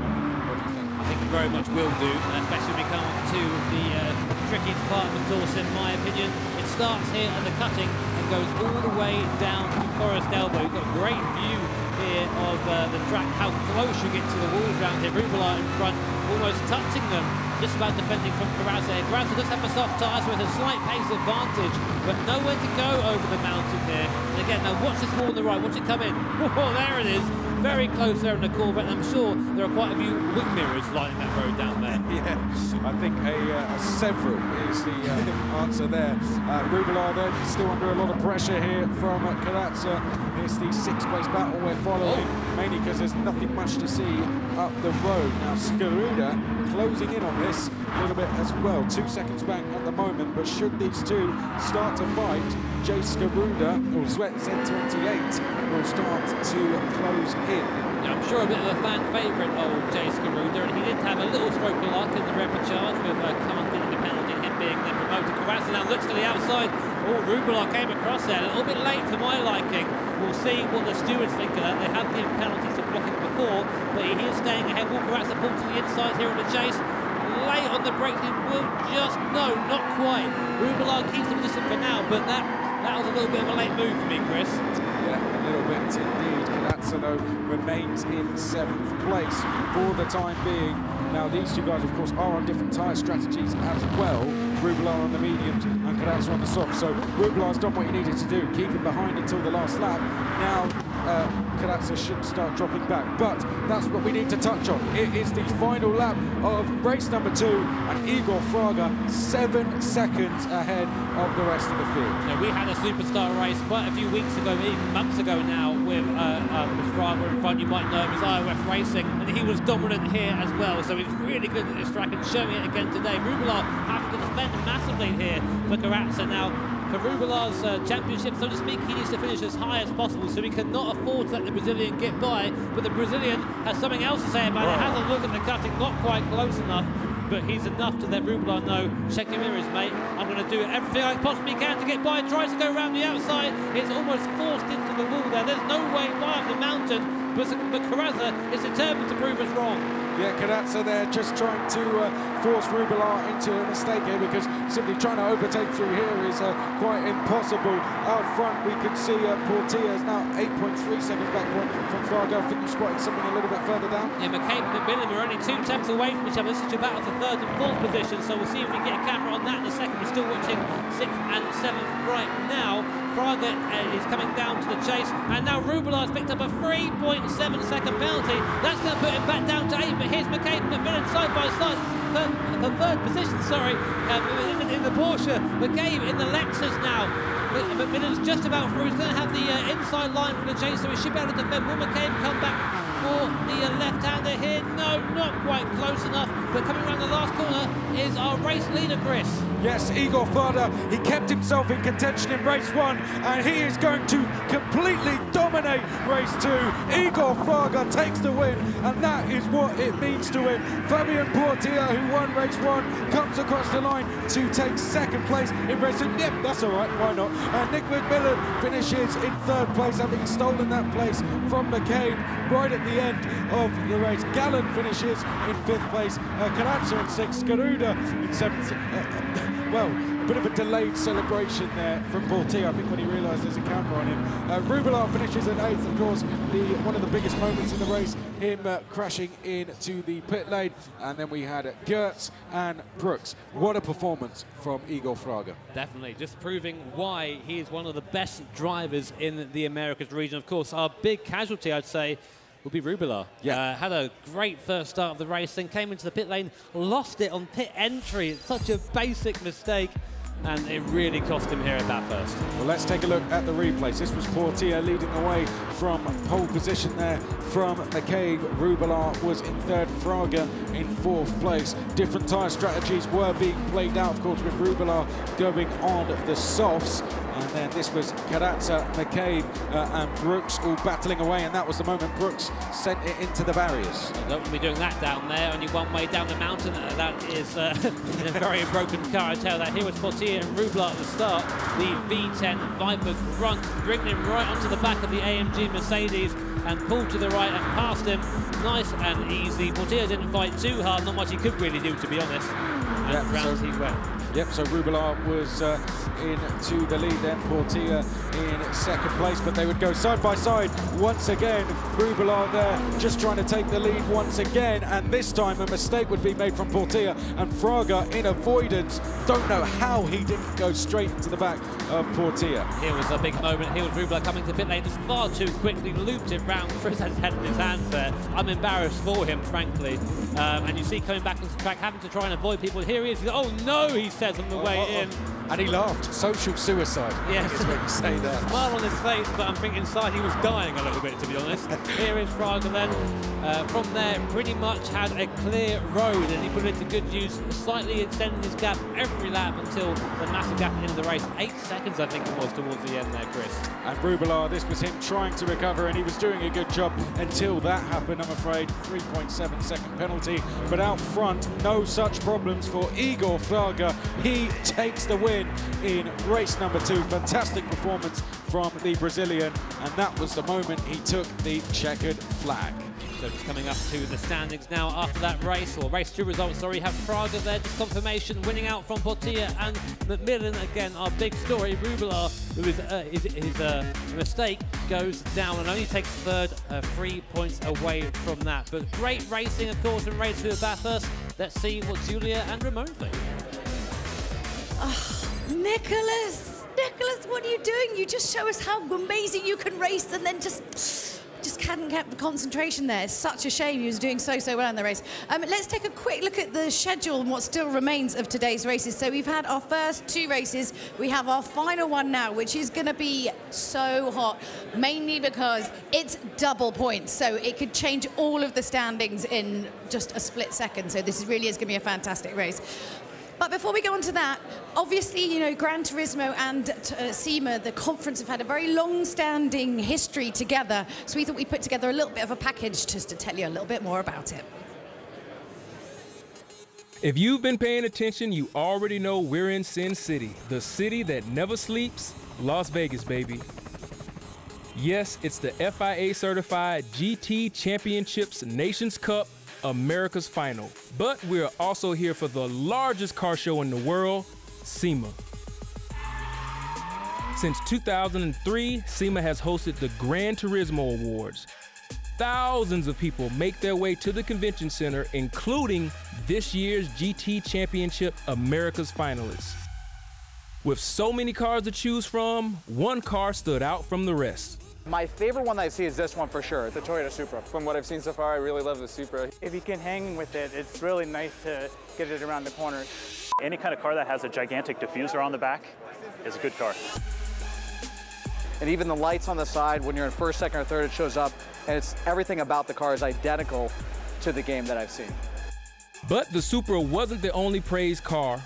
Which others stood out to the drivers? One of my favorite cars that I've been able to see here is actually some of like the Acura stuff, so like the NSX GT3 we've got. The Porsche GT3 RS. My favorite car to see here is probably the Ferrari 458. The Liberty Walk Ferrari, also in the game, is fun to drive. You need a lot of car control to hold on to that car. This McLaren, it drives really nice in the game, it looks great. It's a car that I really enjoy. The Camaros and Corvettes that are driven in households around the world have been among several vehicles that have won Best of Show category here in Las Vegas and were later featured in Gran Turismo. SEMA has been inspiring the game creators and accurately shaping the automotive landscape of the game.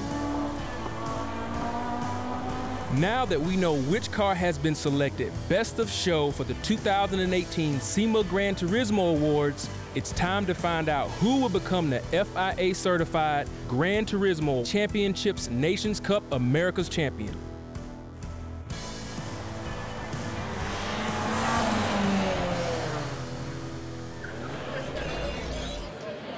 Yes, look at that. It's lovely. There's friends. Yeah, tons Super of friends. duper friends right there. Let's take a look at the standings now after race 2. So what we need to bear in mind is obviously these are accumulative points over the 2 races, and the last race will be double points. So let's take a look. Very important, because the last race, like you said, it's double points and they have to use all 3 tire compounds. So again, more strategy coming in this final race. I mean, it's great to see this now, but all can change in this final race. It really could switch up. I want to see Nicholas Rubilar like actually stop spinning around and go off the track and see if he can finish. But yeah, there's still all to play for coming up in this, which is going to be fantastic. So, yeah, I think, yeah, I'm excited to see it. So excited. We've already had 2 really awesome races, and now we're down to the final track. That's it. Let's take a look at this one. So, yeah. So our final track is Autódromo de Interlagos. This is 22 laps. This is going to be the longest race, and they have to use all 3 tire compounds. What makes this track so interesting is all of the turns. All of our drivers are going to have to be focused because everything is still on the line. You can still win because of the double points. And of course, you know, they're all racing in the same car. There's no advantage there. So this really kind of does come down to, like, who is the best driver. I mean, this it's stripped it right back. Got 22 laps to prove themselves. This is the final race to find out who's going to be the America's champion. Let's chuck it over to Chris and Jimmy and find out.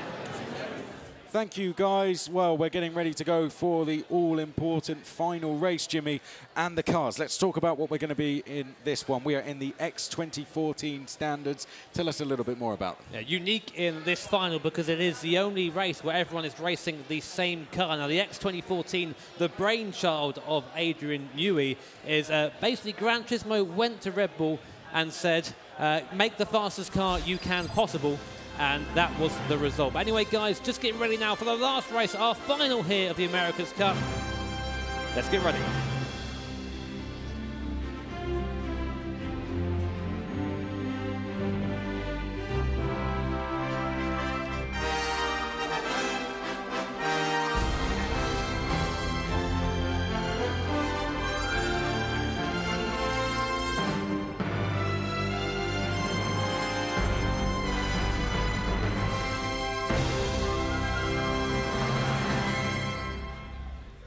A fantastic intro for a fantastic event.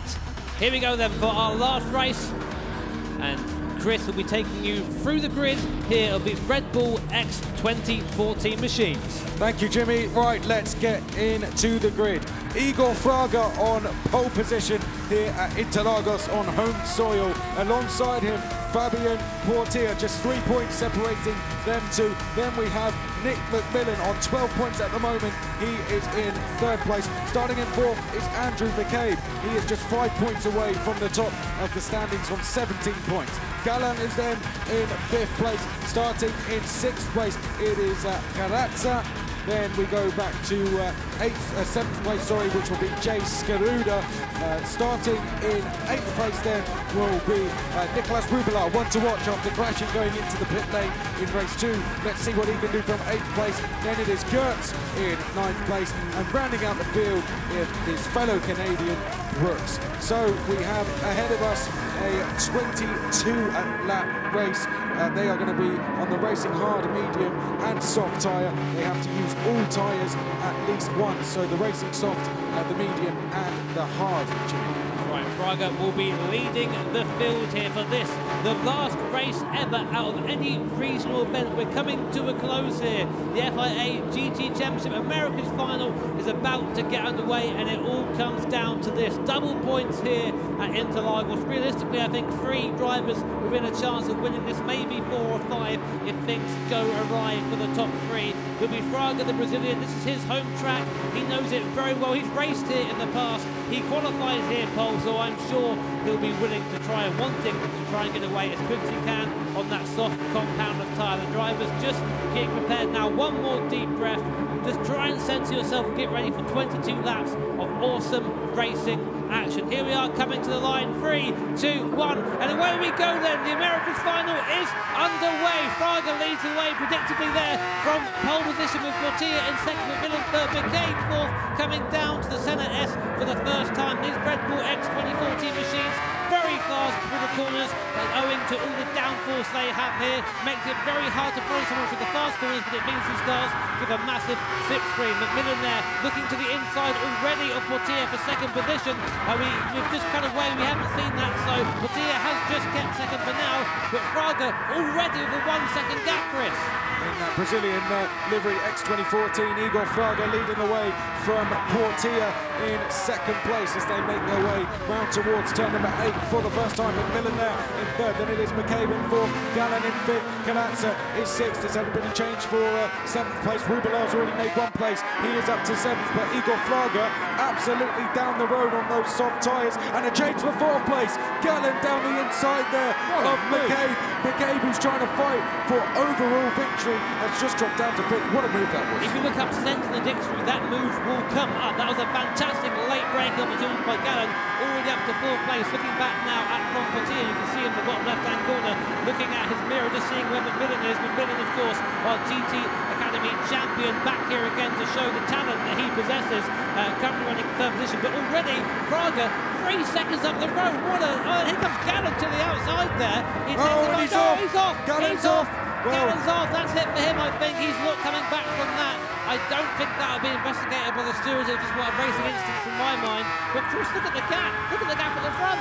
Yeah, now this is crucial because the difference in points between Fraga and Poitier, the gap between them is 3 points. We'll come back to that. Jimmy, tell us what happened there to Gallen. So here's Gallen there coming in at T1. McMillan just comes back across, runs out of road, tries to break in the grass. These things don't do too well in the grass. These machines, you probably guess, and went off wide. Poitier second place, and then McMillan in third. Snake of cars coming now down the middle section. Very technical part of the course, this one, Chris. So drivers who have a little bit more car control tend to do a bit better through here. Yeah, now Gertz is 5 seconds off the back of the pack, and he's under investigation along with Skoruda. So clearly there was an incident there as McMillan bids to go into second place, and he's going to try all the way around the outside. And he's through. Oh, and a bit of contact there on the exit. McMillan almost made that. How did he hold that? I have no idea how he didn't go spearing off into the undergrowth. That there you go. Got a smile on his face. He doesn't know either, does he? Yeah, I really don't think he knows. Poitier somehow still in second place, but all of this playing into the advantage of Igor Fraga as they head down towards turn number 1. McMillan's going to look to the outside. Rubilar's into fourth place. Where did he come from? Rubilar now battling for second place in this race. We have Canazza, his best performance so far today, in fifth place. Then it is McCabe in sixth. McMillan's looking left. He's looking right. Down at turn 4. He's got a bit to go to the outside, is he? Oh, a bit of a tap to Poitier, and McMillan is under investigation. The poor stewards right now being absolutely swamped with the wins. McMillan goes to the inside here. He should have moved on. Wow! Poitier came across like McMillan just did not exist.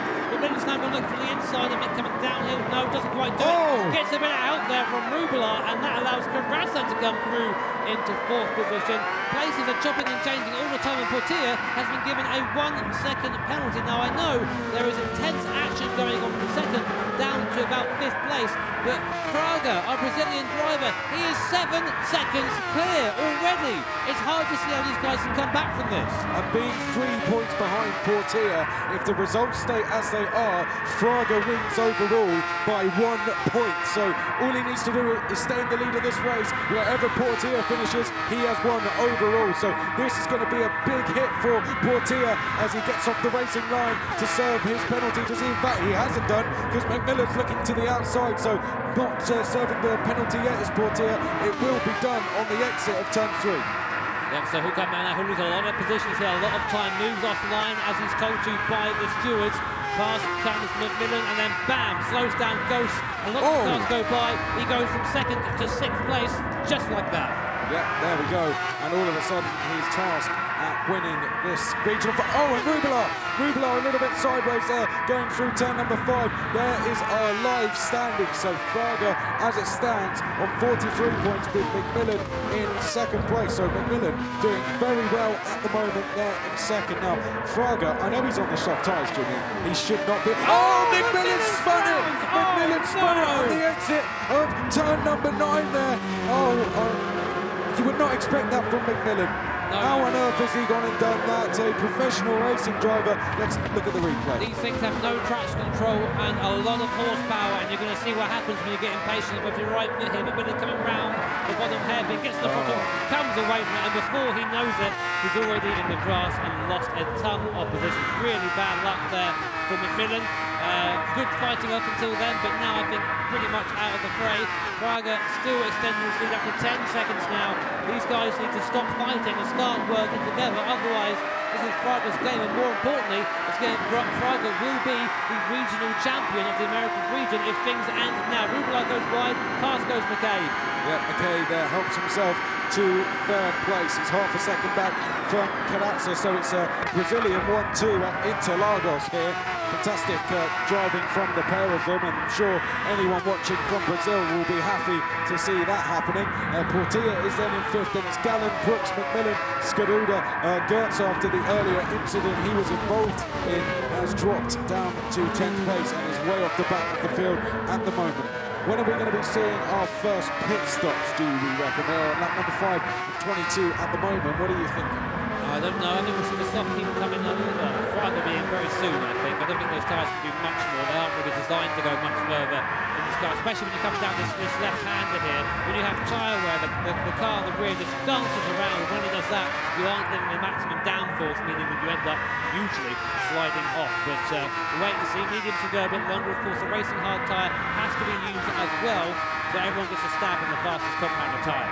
At this rate, the win will be pretty much wrapped up by Fraga, not only in this race, but overall. And here comes McCabe, looking to the outside of Carrazza. Is he going to pull the move off? Yes, he does. Fantastic bit of driving there from McCabe, who goes up into second place past Carrazza.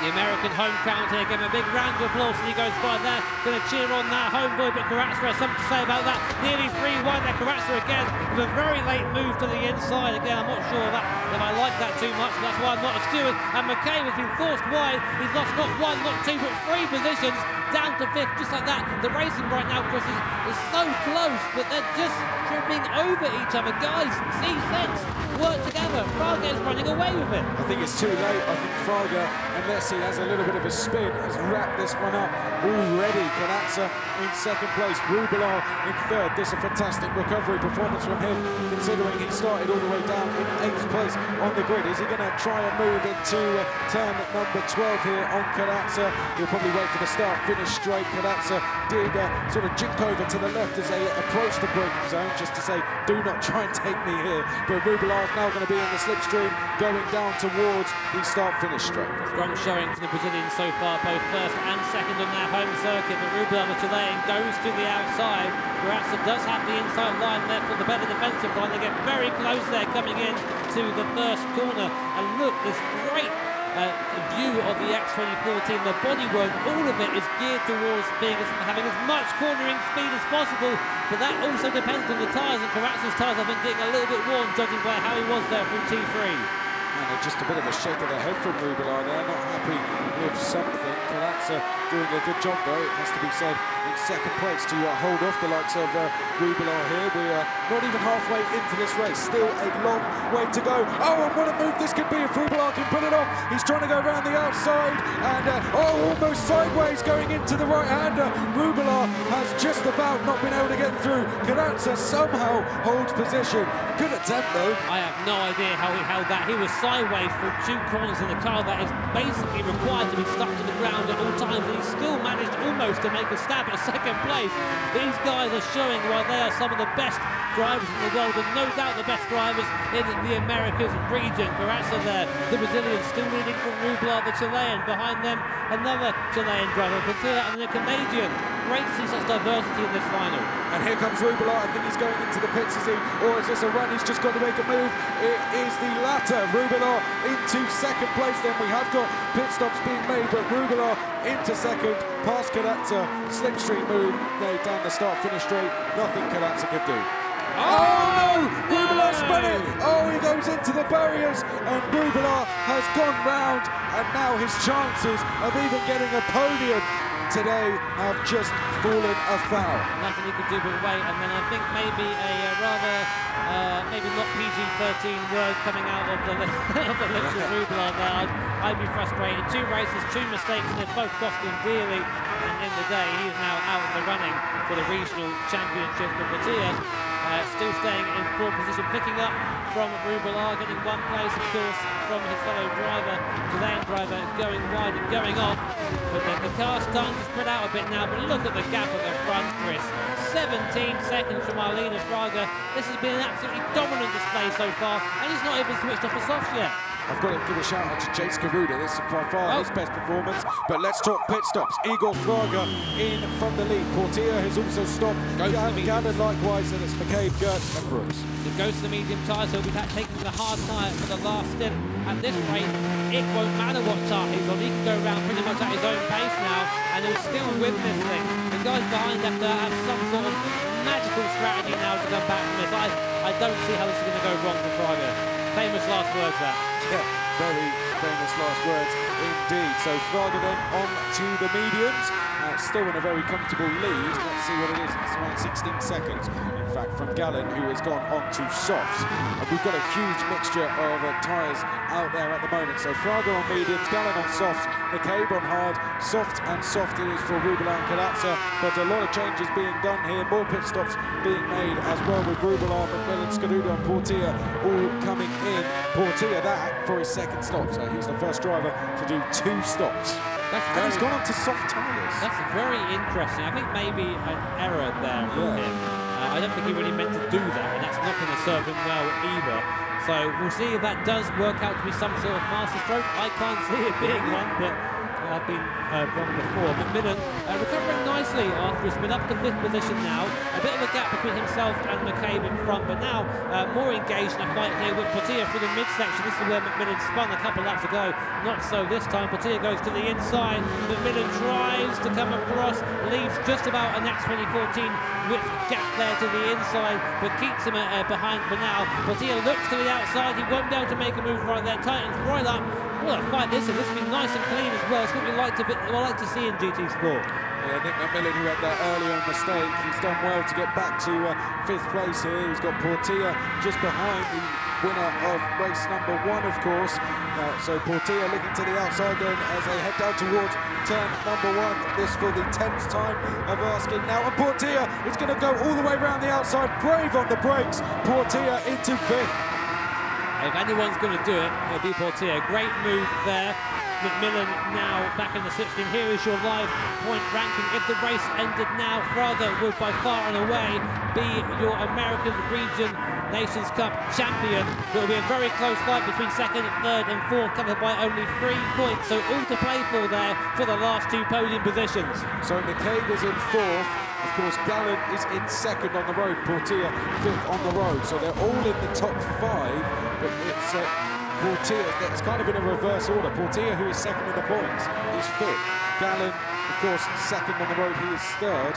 McCabe is 4th on the road and 4th in the standings, but only 1 point off a podium. So we're going to have to monitor this, certainly as the race goes on.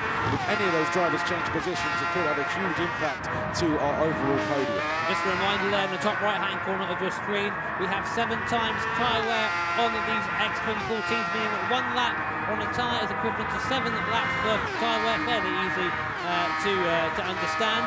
That means the guys right there are having to both be fast and also be conscious of their tyre wear coming round here. Very easy to scrub a tyre or spin, as McMillan has done earlier on in the race, and that will really eat up a lot of tyre life, so you have to be careful and aggressive. Controlled aggression, Chris. Yep, I think that's definitely the best way of saying it. Gallon is bringing the gap down to Fraga, but that, of course, because Fraga is on the medium and Gallon is on the softs. This battle a little bit further down the field between Brooks and Skaruda, 2 drivers we haven't seen much of today, and that is a good move from Brooks to go into 8th. It is nice and easy. Skaruda not really being up to pace for the rest of the guys in this final, I don't think, but great for him to be here. He did not expect to be in this part of the World Finals at all, so I think he's really outdone his expectations, and still, he's not on the back, he's still doing pretty well. So, saying that, come back just backing around McMillan and Rubilar back together once again. Rubilar, wow, straight away, easy, past I go. But then saying that, goes wide onto the grass, McMillan goes, all right, mate, you want to try that? I just ride back past you again. I think there's a sense of frustration from Rubilar here, just going far too late on the brakes, and he's picked up a penalty to make things even worse, 0.4 seconds. So he's going to have to serve a 4/10 penalty on the next lap. Now here is Gallon in 2nd place. Is he being caught by Karatza here? 7/10 of a second is the gap between the pair of them. Fraga has kind of stabilised his lead over the last couple of laps. Not like it matters, it's 14.5 seconds. But Karatza is closing in on this lap to Gallon. Gallon, of course, if he loses a place here to Karatsa, he could fall off the overall podium. So Gallen needs to keep Karatsa at bay. Definitely is. The gap also at the front is coming down. Rubelar just goes around the outside McMillan like it's nothing right there. Rubelar, really the story for me, Chris, is he has the pace. He's a very fast guy, but just doesn't quite have the consistency right now. But that's also, you know, he's still going to the Worlds. Maybe he can try and get something together from there. But right now, his competition, I think, is lost for him. Meanwhile, the battle for second place rages on between Gallen and Karatsa. The Brazilian goes to the inside of the last corner. Not quite close enough, but what he's trying to do there is to show himself in Gallen's mirror, just try and distract him a bit. Some of the racecraft we see here is done psychologically. Try and fake out your opponent, make him look at you instead of the corner ahead, and he might make a mistake. And here we go, Gallen there, not really defending, not really for Karatsa to go, try and probably break a little bit later down here. He does, and goes up the inside. I must say, Gallen doing pretty well afterwards earlier off. Yeah, but that may have dropped him off the podium now because the points will be updated. He will now score 16 points rather than 20 points, and that's going to be a huge effect. That's going to be him down to 4th in the standings. So not good news for Gallen in that sense, but we've still got a number of laps to go in this race as Karatsa is there in second place, and there we can see him in the rig. And Karatsa, at the moment, doing a good job here to hold up in second place. The rest of the field, Portilla, McCabe, Rubelar, McMillan, Brooks, Garuda and Gertz. This lap number 13 now of 22. So if you're wondering what the number is next to the tyre compound in the top left, that is the amount of pit stops our drivers have made so far. They all need to make at least 2 in order to use every tyre compound. You see Portilla, I think, has already done that. Karatsa sideways, tried to catch it there down the hill. The tyres just gave up and he was shot off into the barrier. Non-plus seems Karatsa there in the bottom left-hand corner, but I can assure you he'll be very frustrated with that mistake, and that, of course, allows Gallen to get away. Here's a replay, Chris. Yep, let's have a look then through the long left-hander, and just got it a little bit sideways, didn't it? And as he tried to save it, it went the other way on him, and Karatsa into the barriers. But because of the gap he had built to the rest of the field, he's only dropped to 4th place, so that's not bad news at all. He's still got a chance of getting 3rd. This good news for Gallen, though, because Gallen now has got those extra 4 points back, and he's going to be on the championship podium once again. A bold strategy choice there from McCabe, now down in 9th position. He's gone to the soft tyre. He's going to try and make that last till the end of the race now, I think. They have 8 laps left, so it's going to be a big ask for McCabe, but he's going to be one of the fastest guys on tracks. He's someone that needs to finish high to try and protect his overall podium position. Yeah, that's a good spot. So he's in 7th place, 2.5 seconds to the next driver, which is Brooks, who hasn't made his second stop yet. The drivers who have made 2 stops, as you can see with those numbers, are Portilla, McCabe and Rubelar. But as you pointed out, McCabe, let's see what he can do then. This is the battle he will come to first, McMillan versus Brooks. It's now lap number 14 of 22. Igor Fraga, of course, we've not had much to say about him. Well, for pretty much all race. No, not really. Just walked. He had about a second lead by turn 1. He is 16 seconds clear. It's worth noting they're all in the same car as well, and I think that makes this performance even more impressive. Yep, the drivers have no access to setup either, so they're all set up exactly the same way, completely spec. Now Brooks spills off into the pit lane for what seems to be his second and last stop, and out come the GT Sport pit crew. Do a good job getting the tyres through their side covers, I can tell you that now.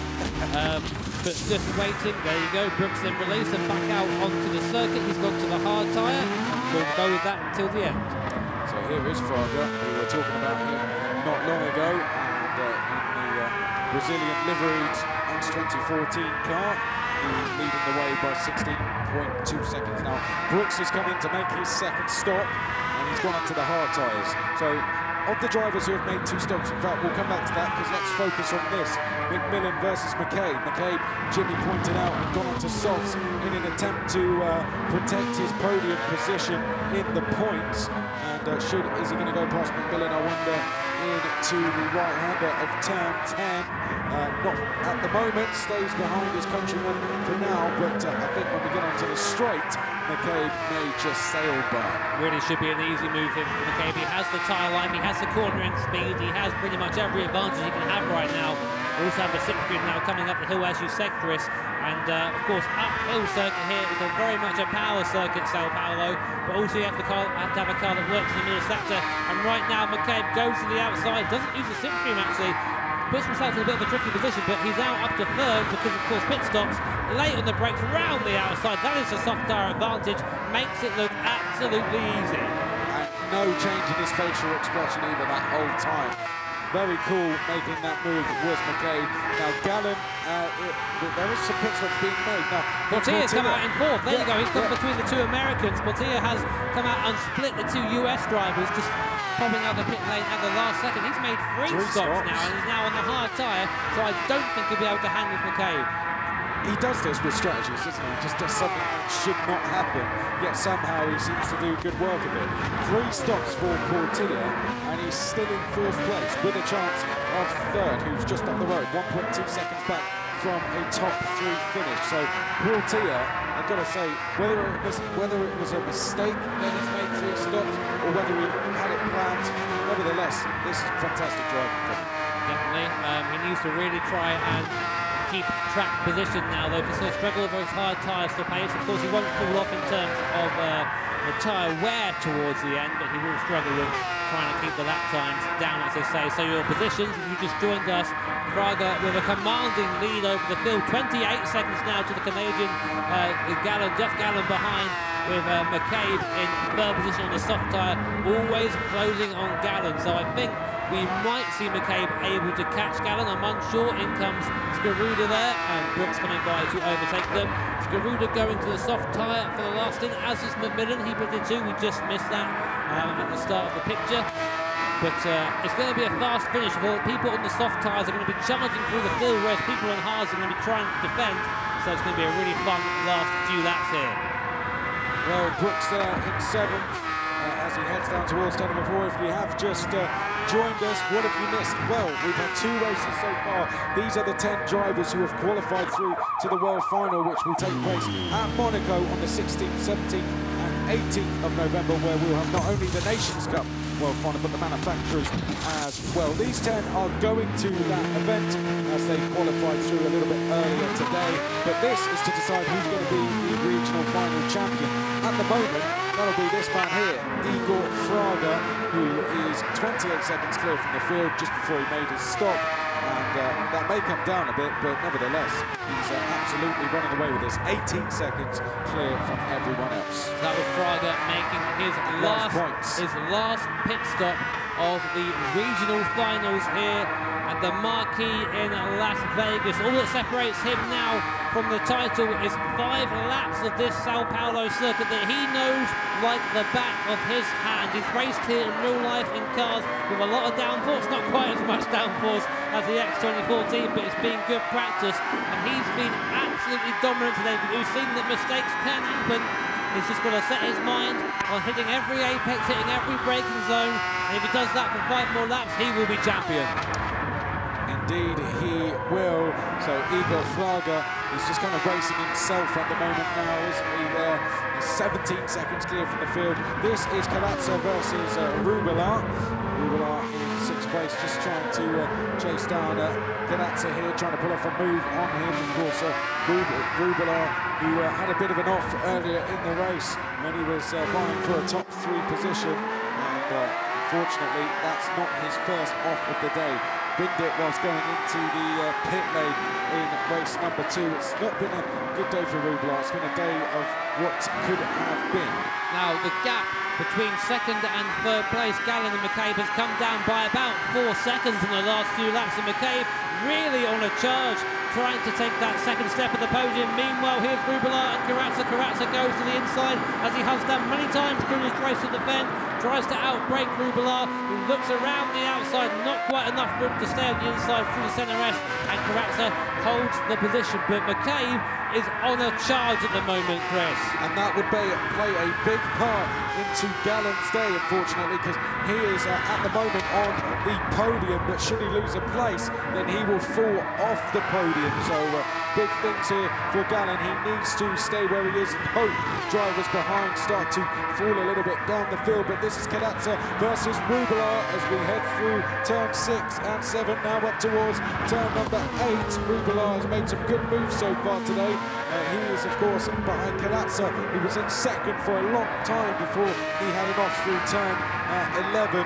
So Canazza will be disappointed to be fighting for 5th, but two drivers here who could have been in the lead of this race, or at least in second, best of the rest behind Fraga. He done Rubelar to the inside once more for the last corner, not quite close enough. We'll pick up the slipstream up the hill. All the time I'm watching the gap between Jeffrey Gallen and Andrew McCabe coming down. It's now below a second, so second and third place are now very close to each other. We're still watching 5th and 6th right now as they battle out, and Rubelar goes to the outside. Still again, Canazza takes the defensive position. Will he be able to keep it there? Yes, he does. Rubelar tries to hang it around the outside. This time he's got it. Rubelar goes around the outside, takes the place, and moves up into 5th position. Now, race director, listen to us, please. Second and third place. There you go. They are very close together. Gallen there just about holding out on the hard top, but McCabe has taken 6 seconds out of them since he came out of his stop. It's going to be a matter of time now, but can Gallen hold on? Well, strategy is McCabe's forte so far today, and McCabe closing in on Gallen here as he pulls a little bit closer through turn number 10. Gallen running a little bit wide. McCabe, we can see him in the bottom left of your picture. Of course, won the World Tour event back at Salzburg, and McCabe there, you can kind of see why he did, closing in on Gallen all the time. Now he's going to have the run down the start-finish straight. Will McCabe be able to go into second place here? They're going to go on to, they are going to be going on to lap number 20 of 22 as they come across the line, and McCabe make that 21. So this is the penultimate lap, and McCabe trying to go round the outside. Gallen's been able to hold on, but McCabe has 2 more laps to try again. Absolutely threw it to the inside, gave McCabe nowhere to go. Gallen sideways there coming out of T3, and again McCabe has to get off the throttle to avoid going into the back of the out-of-control Canadian. And the thing is, if McCabe gets into second place here, he'll move up into second in the standings overall from third place. So this position really matters for the American driver coming up towards the fast right-hander. The double apex up here. A great corner to drive, but very scary if you get it wrong. And McCabe still not quite close enough to get by the Canadian driver. Coming through the middle section now. This is where patience on the right foot really helped us out. Didn't help McMillan earlier. He spun round through here, but McCabe gets through okay. And we're now, McCabe, he's running out of time, Chris. The leader, Fraga, is now just about coming across to start his final lap of the race. Yep, Igor Fraga comes across the line to take the last lap board, almost 20 seconds clear from Gallen and McCabe as they come out of turn number 12 and make their way through turns 13 and 14. Who's going to get to turn 1 in second? Will it be Gallen? Will it be McCabe? The home crowd would like it to be McCabe, and he's looking to the outside as we approach turn number 1. Is McCabe going to get there? He's in second for now, but it's all going to be who's braver on the brakes, and Gallen has just about held on once again. Well, a fantastic bit of defended there from Gallen. McCabe's tyres are starting to wear out a little bit now. The soft tyre only have a short operational life, and Gallen is doing his best to try and defend. Now McCabe is forced to the outside. Will he have the grip to get round? Let's find out. No, not quite close enough. Gallen at the moment just off the podium here overall, but up ahead, Igor Fraga is going to be crowned the America's regional final champion. This the battle for second place. Gallen there side by side with McCabe, and McCabe there just looking to the outside. Gallen there having to defend now as they come through turn number 9. Here is Igor Fraga out of the final corner. Well, he's driven a fantastic race. He qualified pole earlier, didn't have the best of runs through race 1, but he won race 2. He wins the final race. Igor Fraga is your America's regional final champion. Fantastic performance. The battle still rages for second, Chris. McCabe and Gallen are still going at it right now. McCabe is going to have the slipstream coming up towards the line. He might might not be close enough though. Gallon and the Canadian driver defends. Here comes the slipstream. Here comes the run for McCain. It's going to be a photo finish. I think McCain pulls out. He goes across and Gallon just about keeps it. Only just 0.045 of a second. Take a bow, gentlemen. That was some fantastic racing, and the crowd here applause for the winner, Igor Fraga, out of his seat. What a race for the Brazilian. That's one he will never forget. Let's run through, I think he's getting emotional there, Igor Fraga. Let's run through the rest of the order. Portilla, McMillan, Rubala, Carazza, Brooks, Skaruda and Gertz, but Fraga struggling to hold back the tears here. Absolutely fantastic performance from him. 22.3 seconds clear of the rest of the field. Well, if you're going to win an event, that is the way to do it, Jimmy. I think dominant there would be a little bit of an understatement. He had complete mastery of his X2014 machine. Igor Fraga doing what he does best, leading from the front and absolutely dominating the front. And the crowd are up in applause, and deservedly so. Well done, Igor Fraga. Fantastic performance. We'll run through the full point standings for you very, very shortly. We'll have some reaction, I'm sure, coming in as well. Igor Fraga currently getting ready for an interview with Ramon, I believe. So we'll pass over to them very, very shortly. Let's look at the replays first, Jimmy. So here it was, Fraga in the lead, and that's where he stayed the entire race. Chris got a good start on the soft compound of tyre, managed to put it away early, and that was the important way, I think, from him. He didn't get involved in these fights, unlike here. Jeff Gallen, bit of contact there in McMillan, sending him off into the undergrowth at T1. Yes, and then this was McMillan trying to go around the outside of Portilla. They made contact, and McMillan, the save of the century. Someone needs to just take that bit of video, and I'm sure it would go viral because McMillan there, fantastic bit of driving. Yep, of course, Portilla there picking up a penalty as well. And here is McMillan yet again with the spin that I think is probably going to haunt his dream tonight. Cost him a lot of time. You see him handing the oops, didn't mean to do that. Sorry. This was McCabe and Carazza then just going wheel to wheel on the exit of turn number 4. Rubala here, he was battling away with Carazza, and see you later. He was another driver who made a mistake. These cars, very easy to lose the rear end, as proven there by Rubala. Definitely no traction control in these cars, and Carazza showing it again. Flying off to the right, can't just grip up, nothing he can do, off he goes. And it's McCabe getting past Gallen. Of course, they were very close, but then Gallen said, no, thank you, sir, kept the inside line, held McCabe to the outside. It's a battle that would go on right to the checkered flag. Yes, so it would go all the way down to the wire, of course. But whilst that was going on out front, Igor Fraga went out to take a lights to flag victory. Fantastic performance from him. 22 seconds clear. And that was the reaction from our regional champion, Igor Fraga. He's one to watch in Monaco, that's for sure. 100% correct. So there are your final race results confirmed. Track we now, Fraga taking the victory from Gallen just from McCabe. 0.047 seconds. Such a close battle at the top there. Portilla at 14.7, McMillan 5th, getting 10 points. And here is your overall ranking. Very convincing victory there from Portilla. 2 victories and 1 where it mattered most in the double points race. A great, almost a second place there for McCabe, just actually held out by Gallen, who eventually coming second place. But Portilla, even though he had a bit of a poor race there, managed to finish in second place. Yep, so Igor Fraga taking the overall victory from Portilla and McCabe. That's our podium. The rest of the field, Gallen, McMillan, Rubala, Carazza, Brooks, Skaruda and Gertz. Well, what a fantastic event it has been, Jimmy. We've had everything, I think it's fair to say. I know that's quite a common saying, but great racing, incidents, great overtaking, drama, pit stop strategies that were unexpected, but in the end, a dominant performance from Igor Fraga. Definitely, well, a fantastic drive from him. I think really we've really hit our stride now of the GT Sport events and driver and track combinations. But I think now we actually have our winner, Igor Fraga, for an interview with Ramon. All right, I'm here with the America's final champion, Igor Fraga. Tell us, how do you feel right now? I feel amazing. I just cannot stop laughing, you know, smiling. It's just amazing feeling. That was an incredible race. Lots of back and forth. Very, very powerful cars. Really difficult track. Tell us, how did your strategy play out in that race?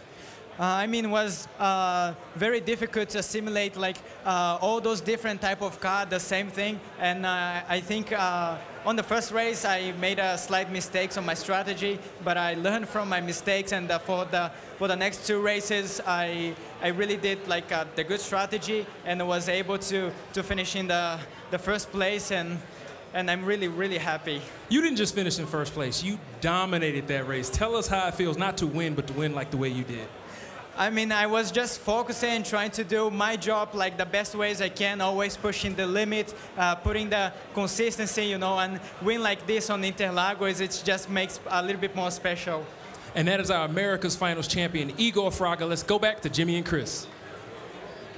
Thank you, Ramon. Good to hear from Igor Fraga there. Of course, very, very happy. I think he was a bit emotional towards the end as well, for that to try and sink in must be a lot for Igor Fraga. Well, as he said, doing it at his home circuit as well must really mean a lot. And, of course, in front of a massive crowd here at the Marquee nightclub in Las Vegas. And they were very supportive of him as well as the other drivers, which is great to see. It's great to have a live audience like this here. Now, I think shortly we are going to have a little bit of a highlight package. And here it is of Igor Fraga. Let's have a look at how he got to the position he's in now. Yeah, well, it started with the first race, of course, where he was on pole position, but he dropped back early on, quickly got back through to second, and then went after Rubelar, who was leading the way.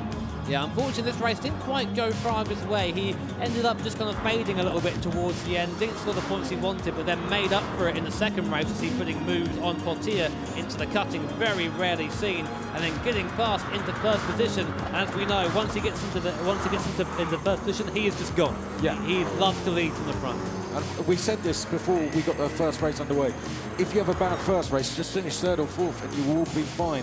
And then Fraga, he took that win in the second race. That pulled him right back into contention points-wise. And then this was pretty much his highlights package from the last race. Yeah, I wish there was some action we could show you here, but he just drove away from the field. And that might sound boring enough, but the talent that requires is absolutely astonishing. You can see just how much it means to him. The release of pressure is all there. Double fist bump. What a happy Brazilian. Well, we're in the Marquee nightclub, so keep Igor Fraga away from the bar tonight. Yeah, no champagne for him, all right? He is definitely going to be celebrating, and why not? He's going to Monaco along with all 10 drivers here, and Igor Fraga is going in as the regional finals champion. But let's now head back to Julia. Okay, so now it is time to award our winners. So, for our places 10 to 4th, we have Scott Alkins from Akers to hand out the medals. So, at number 10 is Jacob Gertz from Canada. And at number 9, we have Jay Sakuda from the USA. And at number 8, we have Andrew Brooks from Canada. And number 7, Adriano Graza from Brazil. At 6 is Nicolas Rubelar from Chile. Number 5, Nick McMillan from USA. And finally, number 4, Jeffrey Galland from Canada. Big round of applause for all of our winners there. And now we are on to our top 3 winners.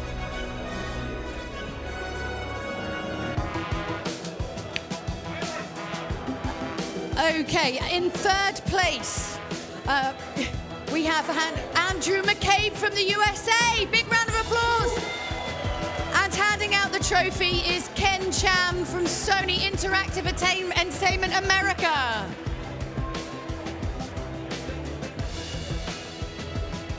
Woo! Hey! Woo! And in 2nd place, we have Fabian Portilla from Chile. Yeah! And to give him his award is Stefan Filastra, the head of brand at FIA.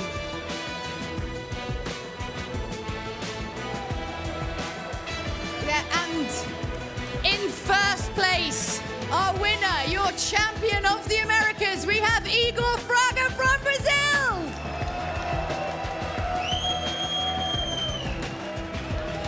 to give out the trophy is Kazunori Yamauchi-san, producer of the Gran Turismo series, the reason we're all here.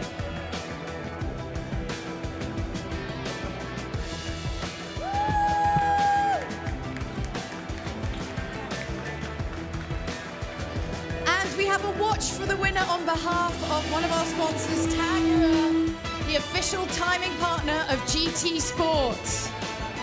So one more time, let's give it up for our winners. Woo!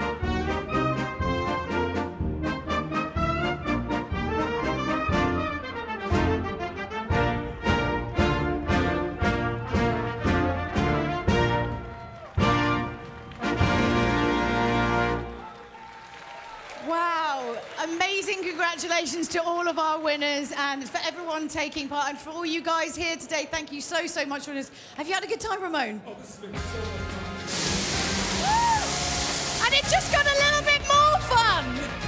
We shall see you all. It's really hard to talk with confetti in your mouth. It's been amazing. The last few races were incredible. Thank you so, so much for joining us. We will see you at the Grand Finals in Monaco. Take care. Thank you so much, guys. Oh, and I think Chris and Jimmy have got like some final thoughts for us. Do you want to send us out? Thank you, Julia. Well, that has been the FIA Certified Gran Turismo Championships America's Regional Finals. Going into Monaco, the World Finals, which will take place on the 16th, 17th and 18th of November from Monaco. Igor Fraga will go in as the Regional Finals champion. All 10 drivers you saw today will be there battling it out for the Nations Cup. Jimmy, it's been a fantastic event. Any final words? It's been awesome. I've been very fortunate to be at each of the regional final events, and I can tell you right now, the World Final is going to be absolutely amazing. Thank you so much for watching. Make sure to stay tuned and tune in for Monaco. We'll see you there.